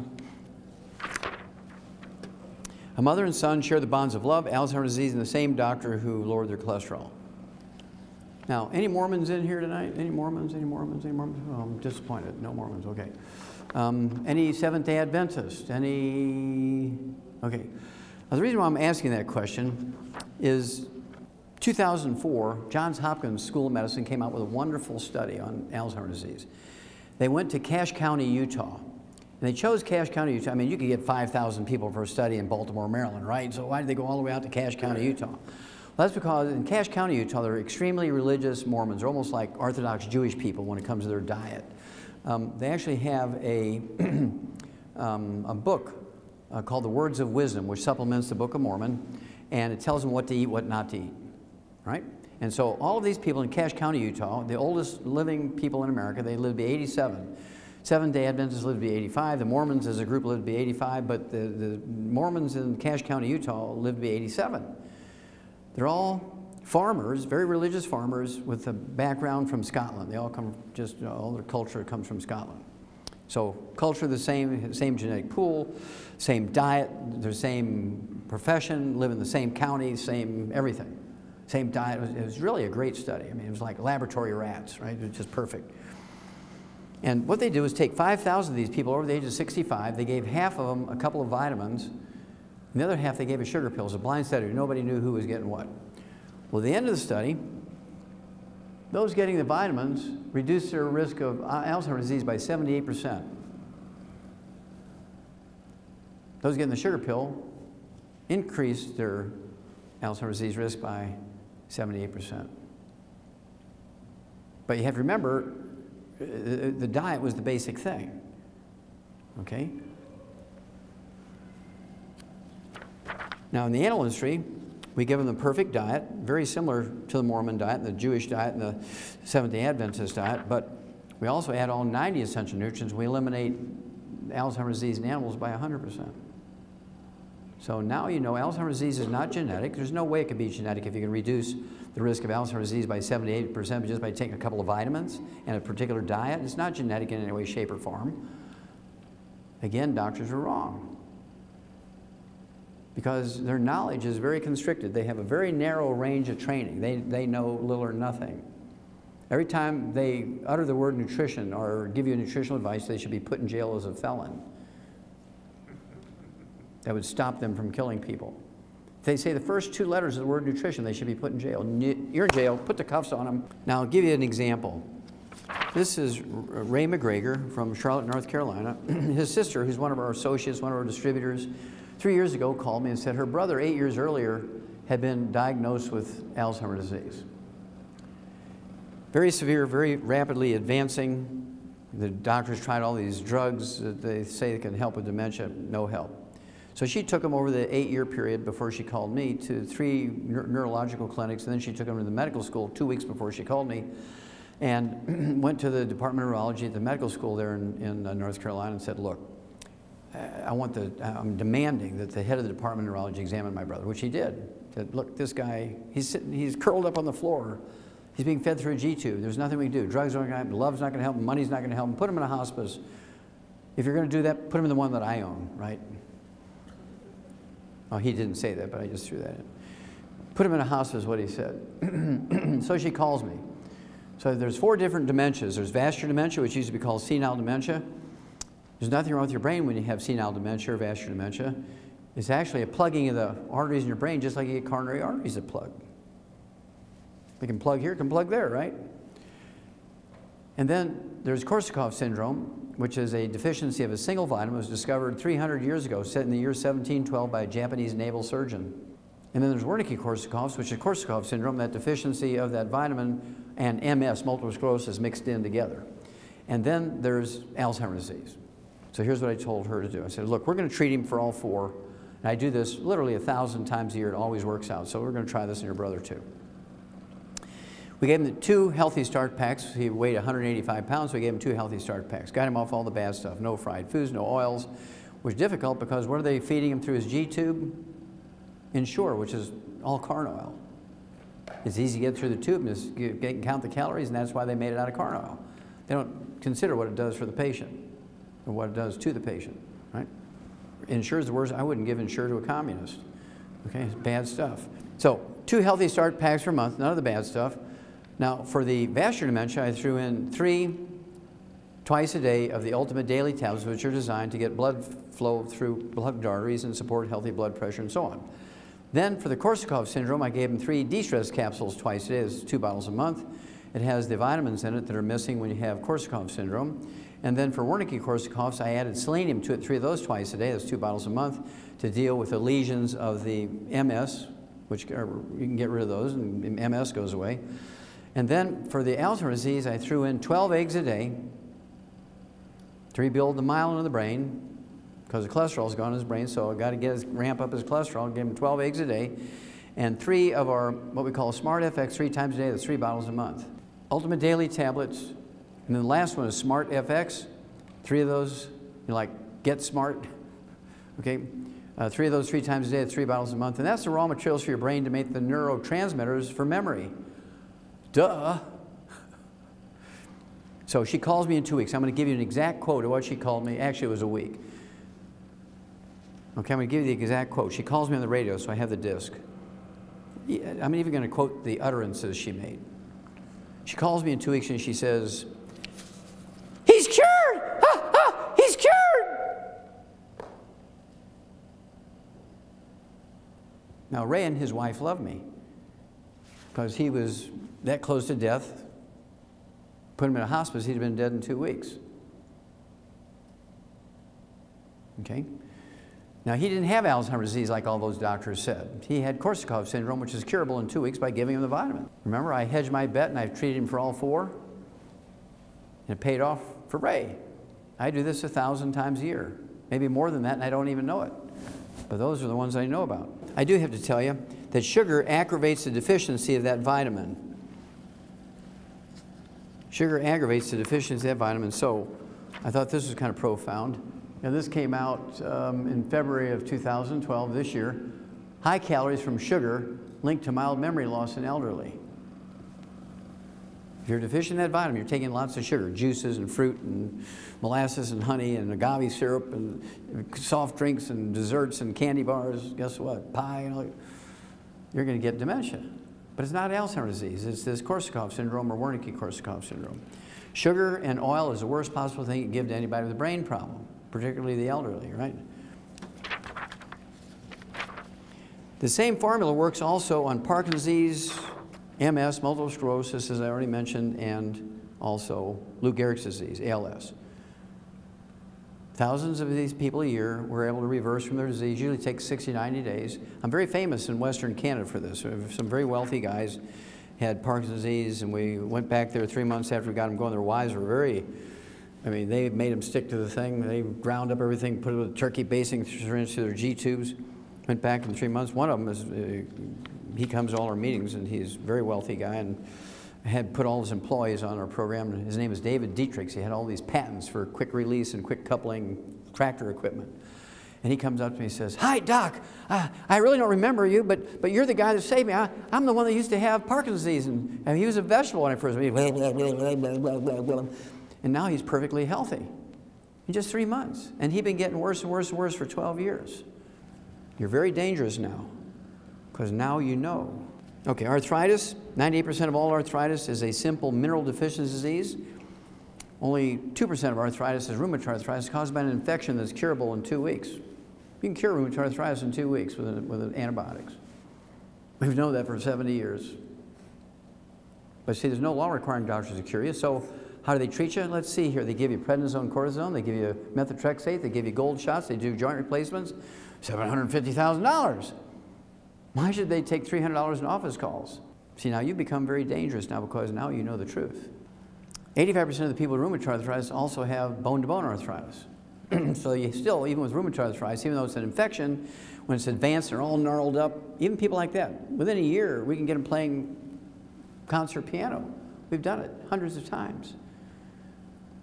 You know, they're all gnarled up. No surgeries, no joint, I mean, just within a year, they repair. It's an amazing thing, okay? You give them the healthy bone and joint pack, you throw in what we call the killer biotic, kind of like Geraldine's boyfriend, Killer. Some of you may recognize this fellow, Andy Young, from the old civil rights movement. This is 1991. I was a little porkier back then. Shed about 60 pounds since then. But Andy was scheduled to get a double knee replacement because he had bone-to-bone arthritis, 1991. Athletes told him about me, so he called me and said, "Can you help me?" I said, "Yeah," and he canceled his double knee replacement surgeries. And that was 21 years ago. He's never had to have any joint surgery, and he's perfectly healthy now in his 80s. He can outrun an 18-year-old and swims 5 miles a day. He's been on my program for 21 years. The coming epidemic of arthritis. Why is there a coming epidemic of arthritis? That's because there's 80 million baby boomers all who listen to the doctors. Exercise is good for you. Drink plenty of water. Do not take any vitamins, minerals. You can overdose. Now, do you think they did that just because they were stupid? Or because they were protecting their trophy wife's lifestyle? This came out in September 2012. Soaring knee surgeries put a strain on costs. Why is that? Because there's 80 million baby boomers come along. And they all want knee surgeries because the doctors and insurance pay for it. Why would I want to pay $4 a day to rebuild my knee when insurance pays for surgery? Because when you do surgery on your right knee, what does that do for the other 71 joints in your body? Nothing! You take the healthy bone and joint pack, it supports and promotes maintenance and repair of all of them. Well, I better ask my doctor. I get that a lot. I better ask my doctor. You better hurry. He's 75 years and 11 and a half months old. He's only got 2 weeks left. Do not take those drugs, bisphosphates, Fosamax, and Boniva. They only reduce the rate of loss of brittle old bone. They do not build new bone, as doctors told you. That's why it's now 1-800-BAD-DRUG. Harvard Medical School, New England Journal of Medicine, 10 years ago, 2002. New England Journal of Medicine, they did a meta-study on 300,000 people that had joint replacement surgeries, knees, hips, shoulders. The reporters just use knee surgery because everybody knows about knee surgery. Knee surgery, AKA all joint surgeries for arthritis, are worthless. That's Harvard Medical School and the New England Journal of Medicine 10 years ago. But you go to any orthopedic surgeon and say, "Oh, I've got bone-to-bone arthritis, both knees, and all these other doctors want to do joint replacement surgery." Well, I'll do a better job and give you a 10% discount. Do any of them say, "Hey, let's try the healthy bone and joint pack for 90 days here? Then we'll decide about surgery"? No, no, no, no. So what I want you to do is give Youngevity, give me 90 days. Do the healthy bone and joint pack. If you have any joint problems, I have to tell you, I'm 73 years old. I've been doing this for 64 years. I started when I was 9. I started taking, not the healthy bone and joint pack the way it is, but the 90 essential nutrients twice a day since I was 9 years old. Read the book, Dead Doctors Don't Lie. It tells you the story how I figured it out when I was 9. I figured I had a little help, right? No 9-year-old was going to figure it out then, so I must have had some help. But think about it. I haven't been sick one day in 64 years. People know me for a long time. I've never been sick in 64 years. I've never been on a prescription medication, never. I can still get another 8 hours of lecture on 1 foot if I can balance myself here. I mean, there's not many 73-year-old guys who can do that because they have arthritis and pain in their feet and their backs and all this kind of stuff. And so it has nothing to do with age. It has to do with everything. You're giving your body all the raw materials it needs to maintain itself. You put oil in your car, you change the oil every 3,000 miles like the maintenance book says, that car will last 300,000 miles. You don't change the oil and you don't replace it as it's burning up, you might only go 50,000 miles, right? So, give me 90 days. If I fail, you can always get the surgery. If you go get the surgery first, you can't always get unsurgery, uninfected, unparalyzed, and undead. 4 years later, the same group of doctors, same database, looked at back surgery, low back pain, sciatica, restless leg syndrome, peripheral neuropathies, numbness, burning, tingling in your neck and feet and hams and so forth, degenerative disc disease, surgery unnecessary for sciatica and low back pain, low back problems. Give me 90 days. If I fail you with a healthy bone and joint pack, you can always, right? You can always go get the surgery. But you don't want to go get surgery first because of all the terrible things that they do to patients for back surgery. That's the worst. I see people all the time. They're all, oh yeah, they put 2 rods in my back 14 years ago and I'm doing fine now. Everything's good. Yeah, give me 90 days. Okay, diabetes is a simple mineral deficiency disease. It's not genetic in any way, shape, or form. We've known that for 70 years. It's a simple nutritional deficiency disease. But again, doctors are not obligated to cure you when there's a cure available. They're a protected monopoly. They can do what they want. And as long as you agree to it, everybody's happy. Why is there going to be a diabetes epidemic? 80 million baby boomers come along. Exercise, sweat out your nutrients, drink plenty of water. Don't take vitamins, minerals, you can overdose. I must hear that 1,000 times a day if I hear it once. I don't know who to strangle first, the patient or the doctor. And here's why you'll be burying your children. Wall Street Journal, April of this year. No easy cure for diabetic children. Now, we're not talking about type 1. This is type 2. It used to be called adult onset type 2 diabetes because it only occurred in people over the age of 50. Well, that was a long time ago. In 1963, people under the age of 5 never got type 2 diabetes, but look, following the doctors and the government's instructions, eat whole grains, don't eat fat, eat, plenty of exercise, don't supplement. Look what happened. See, if the doctors were right and the government was right, the chart should look like that again. Following their instructions, doing what they say, this is what you're getting. And so the kids are dying younger and younger and younger just from type 2 diabetes when nobody should get it. It's a simple mineral deficiency. High blood sugar is not the disease. High blood sugar is just a symptom of the disease. Just like elevated blood cholesterol is a symptom of type 2 diabetes, it has nothing to do with the cause of the disease, high blood sugar. Do not get statin drugs because they increase your risk of diabetes, type 2 diabetes, by 50%. And this came out, what, in 2012, right? Just like the other one I showed you. I don't get all the easy ones. When I get people with diabetes, I usually get them with complications. Here's some gangrene of the foot. I see gangrene of the legs all the way up to the groin. And a good endocrinologist, he loves this. I mean, the toes are crystallizing. There's not much healthy flesh left. So they'll cut the foot off right there at the arch. If it goes up the leg, they'll cut the leg off in the middle of the thigh or up at the groin.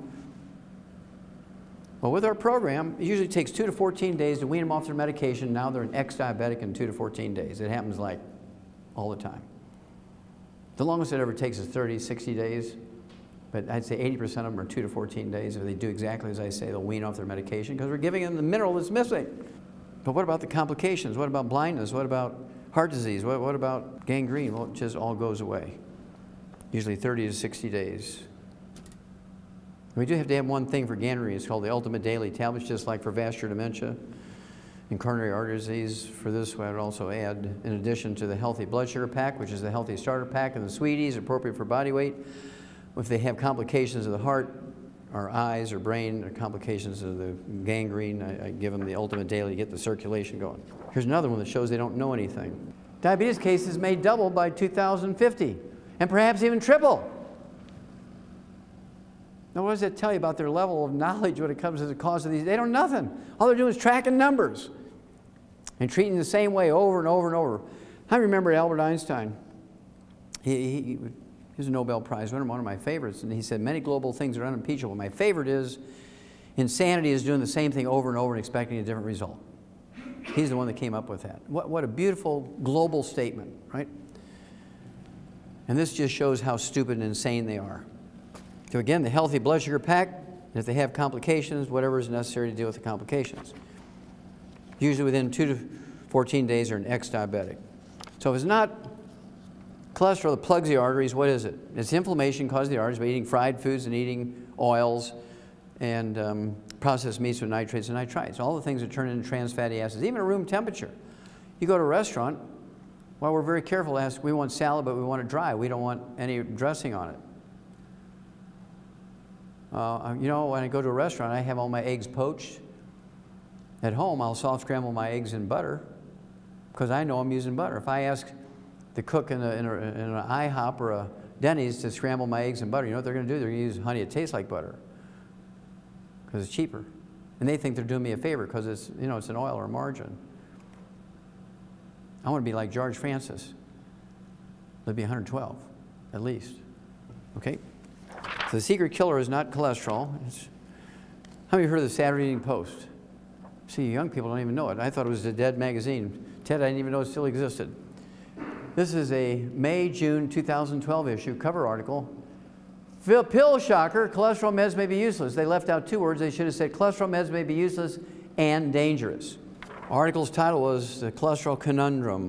One of the doctors interviewed for the information in that article said, everything you've heard about cholesterol and heart disease is wrong. Who told everybody that? Doctors. And then a summary of speaking to 12 different doctors. These authors of this article spoke to 12 different doctors who were primarily heads of the departments of cardiology at medical school, said, here's the summary, cholesterol levels are actually a fairly weak predictor of who will have a heart attack.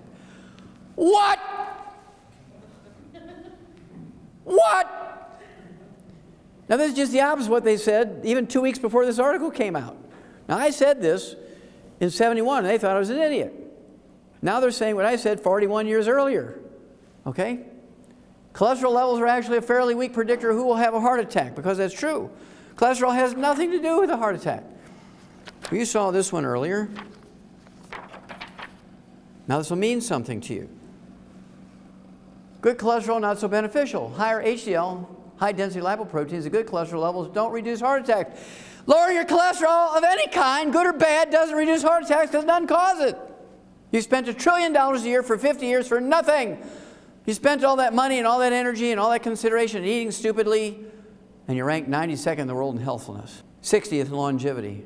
That's what you got for following the doctor's instructions. All these illiterate people out there doing just the opposite of what doctors say, just because they're illiterate, live to be 112.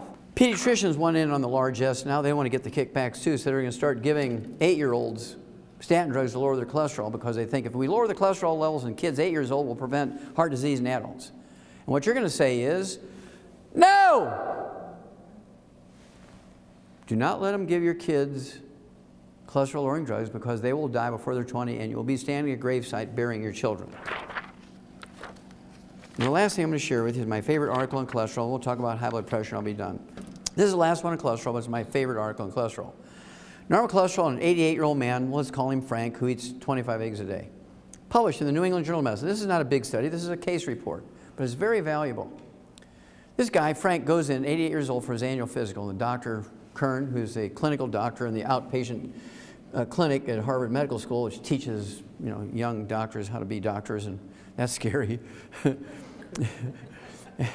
And Dr. Kern comes to Frank and says, look, you're in pretty good shape for 88 years old. Man, we couldn't find anything wrong with you. I'm going to reward you. I'm going to give you a prescription of Viagra. And so Frank stands up and kind of lifts up his belt, you know, and throws his shoulders back and says, well, I'm pretty good in that area. I don't need no Viagra. So the doctor says, really? What do you do? What do you do to be good in that area? He says, well, I eat 25 eggs a day. And the doctor says, what? The doctor's having a heart attack. What? You eat 25 eggs a day? So the doctor runs back into the lab and he reruns it himself. He couldn't believe the numbers. So he comes back and says, well, your blood cholesterol is 190 without medication. And why do you eat 25 eggs a day? He says, well, it makes me more studly. Now I want you to think about it. How many of you have heard of estrogen and progesterone? Okay, that's 2 steroid hormones. How many of you have heard of adrenal hormones? Okay, that's another steroid hormone. How many of you have heard of testosterone? It's another steroid hormone. Those 4 hormones are steroid hormones. And they're 95% by weight cholesterol. So you go on a cholesterol restricted diet, you take cholesterol lowering drugs, and there ain't nobody home anymore.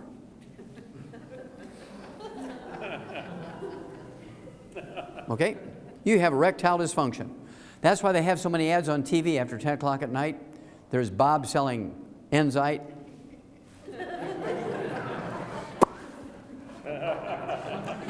And the one I really love is Cialis. You know, this couple on the beach in the bathtubs? Now their genetic line is going to die out. They're very stupid. You got to be in the same bathtub before there's the right moment. I mean, 2 slabs of cast iron in between, there ain't nothing going to happen. No matter how good your erection is, right? Now, so, he eats 6 to 8 eggs a day. And, you know, Ted's and his wife Nasima, Brandy, they always eat with me a lot on the road. When I go to these places, I'll have a big steak. If it's breakfast time, I'll have 4 eggs that are poached with a big hamburger patty or breakfast steak. And you can see all the people in the place are eating their organic multigrain waffles looking at me. And they don't even know it. They're dead men walking. So you take your 90 essential nutrients. We actually have an aphrodisiac called Drive. It's a little capsule, and the main ingredient is an herb in it. It's an Asian herb called Harney goatweed. It's a great little herb called Drive. We add that to our, I'll tell you a couple of other things, a lot of fun. Okay, the stealth killer, high blood pressure, is a simple mineral deficiency. High blood pressure is not genetic in any way, shape, or form. Even in the black community, it's not genetic. Millions don't manage blood pressure. Well, that's because they're treating symptoms. They're not dealing with the cause. Cause is a mineral deficiency. Salt has nothing to do with high blood pressure. What's the first thing a good farmer or rancher puts out for his livestock in the pasture? A salt block or salt lick, right? There's nobody out in that pasture telling a cow she's limited to 1 lick a day, is there? I refuse to believe my human patients are dumber than a cow. Oh, also, if you're biblically orientated, it's kind of fun. God said, go forth and be a salt of the earth, right? I mean, it's in the Bible. And God is forever. Now, doctors say restrict salt and they live to be 56. I'm going with God. Big study. Uh-oh, Houston, we have a problem here. Low sodium intake could be riskier. That's because sodium is an essential nutrient. You cannot have nerve impulses without sodium. You can't move water around in your body without sodium. You can't make stomach acid without chloride. Chloride and sodium are probably the most common of all the mineral cofactors necessary for enzymes and genes to work. Uh-oh, Houston, we have a problem. Now, while this study was designed to deal with high blood pressure in the black community, because doctors convinced the black community that high blood pressure is genetic in them, this also is true for whites and blacks and yellows and reds and oranges and everybody, right? What they did was go from Loyola University in Chicago and Oxford University in London to Nigeria. They wanted to go up in the mountains of Nigeria and find some tribal guys that had normal blood pressure. They could take their blood samples and they make a vaccine come back, genetically engineered thing, injected in every black man, woman, and child, and get rid of their high blood pressure that way. Well, they get out to Nigeria from Oxford University and Loyola University, and they find out that only 7% of the people living in the tribal areas of Nigeria have high blood pressure. 93% are normal. That freaked them out. So they go back to London, they go back to Chicago, and they start doing DNA tests looking for gene pools of people whose ancestors had originated from West Africa during the slave trading days in the 1600s, 1700s. They found lots of them. They started just simply screening by doing blood pressure. They found out that the people with the same genetic pool as from West Africa, as the West Africans, 33% high blood pressure. So you know immediately it's not genetic because your position on Earth doesn't dictate or change how a genetic disease will manifest itself. If you have a genetic disease here, you know, in Minneapolis, you're going to have it in London, you're going to have it in Cape Town, South Africa, you're going to have it in Auckland, New Zealand. It doesn't matter where you're on Earth, the genetic disease can be the same. So when there's a 5 times difference here between where you live, you know it's not genetic. Well, they didn't like that. So they gathered up more blood samples from Nigeria, more blood samples from all over the world, from people who had originated from Nigeria, their ancestors, during the slave trading days. And they got in the geneticists, and they got in the cardiologists, and the blood pressure people, and all this stuff, and they studied for 6 years. And in 2005, January 2005, they came out with the final results of the study. Remember, doctors want you to believe that it's genetic. This is published in the British Medical Journal, which is their version of the Journal of the American Medical Association, very well respected around the world. And here's what they said. Hold on to your hats. High blood pressure in blacks, not genetic. High blood pressure in white's not genetic. High blood pressure in yellow's not genetic. High blood pressure in red's not genetic.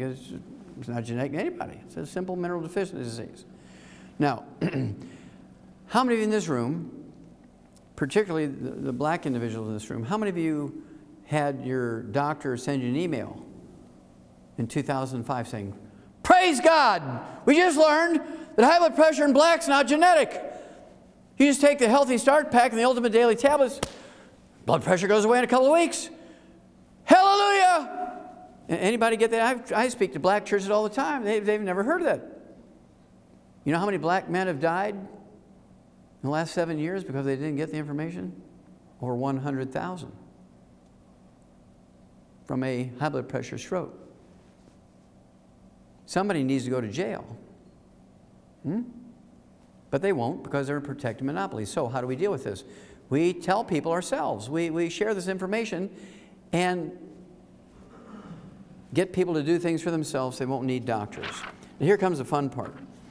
In August of 2003, in the Journal of the American Medical Association, of all things, JAMA, the Journal of the American Medical Association, in August of 2003, there was a big article in there about an herb that lowers blood pressure. It has flavonols in it. It's called dark chocolate. Not milk chocolate, not Hershey's bars, but dark chocolate has a substance in it called flavonols, which lowers blood pressure. Now, it doesn't solve the problem of the mineral deficiency, but it will act like a plant medicine. Herbs are plant medicines.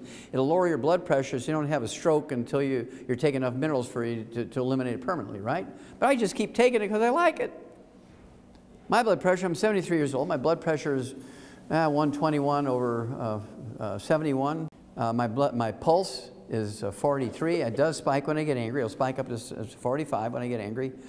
When I was wrestling for the University of Missouri, my wrestling pulse was 38, and the doctors were always freaking out, but I could always outrun them, outwhip them, and all this, that, and the other, right? And in addition, dark chocolate has another substance. It's a fun substance called PEAs, phenylethylamines. How many of you have heard of phenylethylamines? Okay, this is the reason why we give chocolate on Valentine's Day, is the phenylethylamines. Now, the Spanish, they didn't know the name of the chemical, but they knew there was something special about dark chocolate. So in 1523, they took it to Europe and started giving it away on Valentine's Day. The whole purpose of dark chocolate was to seduce the woman with dark chocolate. PEAs, phenylethylamines, are the love chemical. They're an aphrodisiac, right? It's really great stuff, but it's got to be dark chocolate. So, in that year, 2003, we came out with a product called Cocogevity. And Cocogevity has flavonols in it, will lower your blood pressure, but it's also loaded with PEAs. It always works, guys.